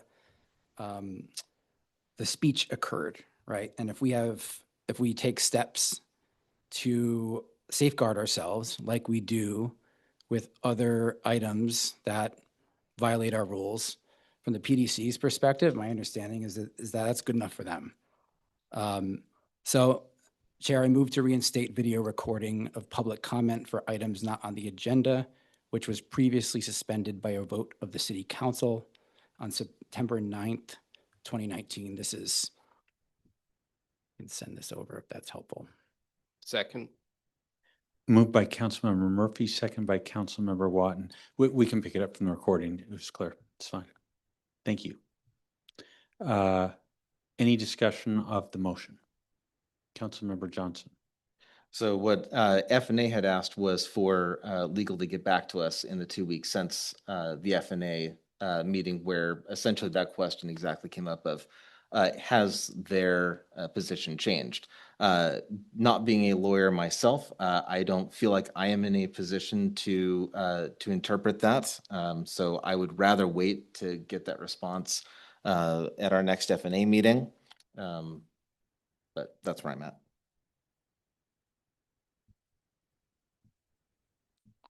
All right, Councilmember Holloway. 2019, they told you jaywalking was bad, but the offense was minor, so you're not going to get a ticket.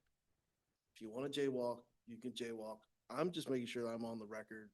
I think the risk is low, but if it happens, I want to be on the record, so now I'm not involved in the conversation with PDC.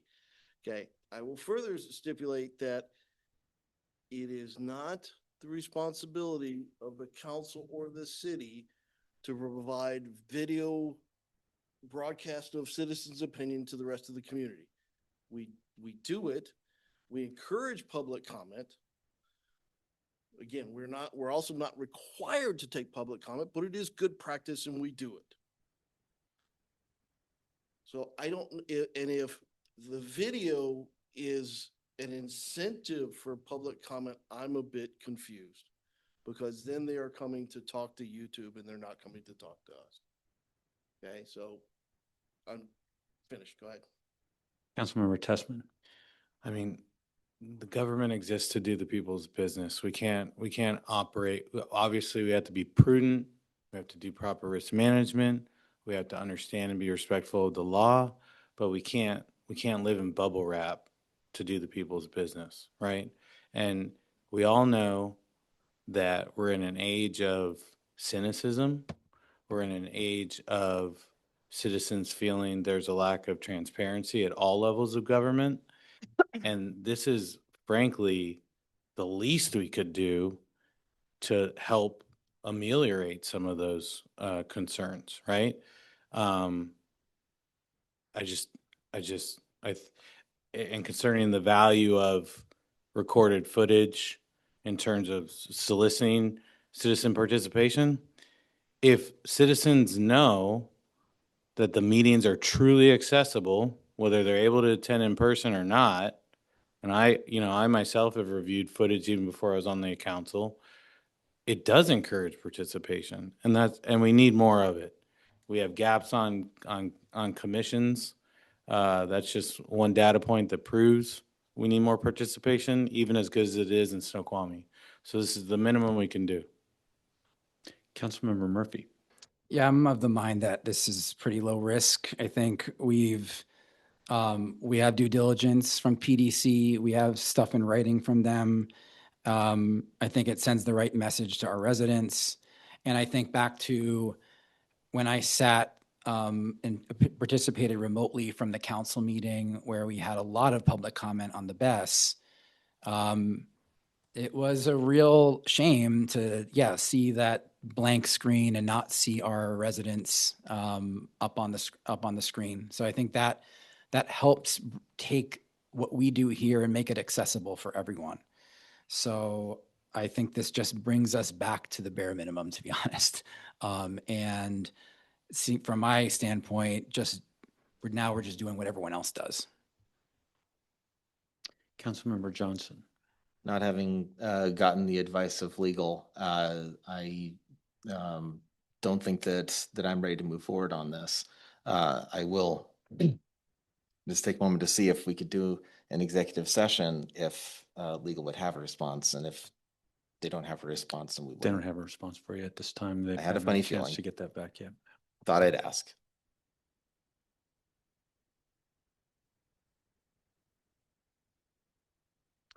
There is a motion called call them. Oh, you don't, you stopped. Okay, I can Seeing no further discussion. Getting a little tired, sorry. Seeing no further discussion. All those in favor say aye. I, Those opposed, nay. No. The ayes have it. Councilmember Holloway and Councilmember Johnson voting against. The motion is carried. Next item on the agenda is mayor's report. Just let you know that our police chief, as I did mention earlier in the meeting, the police chief starts on August 10th, and you will see him here on August 10th at your council meeting. The Parks and Public Works Director, Jeff Hamlin, is no longer with the city. Phil Bennett is serving as the interim Parks and Public Works Director. Facilities has been reorganized to report directly to the city administrator to elevate the visibility of facility maintenance and repairs. Firefighters we've reached a tentative agreement with the firefighters. We expect the IAFF to vote by the end of the month, so just days away, and then bring to you, the council, for ratification in early August. Internal meetings are already almost complete on preparing for the Teamsters contract negotiation. We'll give council a briefing on that early in August. There is significant work going on now to zone the Snoqualmie Ridge and to revise our comprehensive plan for the urban growth area. That's now taking significant staff time. We continue to be understaffed in community development, but that is now taking the majority of that department's time. Pretty much anything beyond routine requests coming in, that's where they're spending their time. The Planning Commission and CD Committee work plan is very packed for the rest of the year. That is their highest priority, but there are other items that you've assigned to them as well. So that'll be packing onto their agenda as well. The Economic Development Coordinator position interviews were conducted, and the selection decision is now pending. Expect to see something happen on that this week. The Senior Planner position then will be advertised in August after the Economic Development Coordinator is hired. And the Legal Assistant position is now advertised. That'll close in mid-August. Those are the updates I have for you tonight. Next item is department reports. In your agenda packet, you have reports, the monthly reports from each of the departments. As always, let us know if you have any questions about what you see in there, or if you have any feedback about what you'd like to see in those reports that isn't there, or things that are in the report and you just don't need us to give you that every month.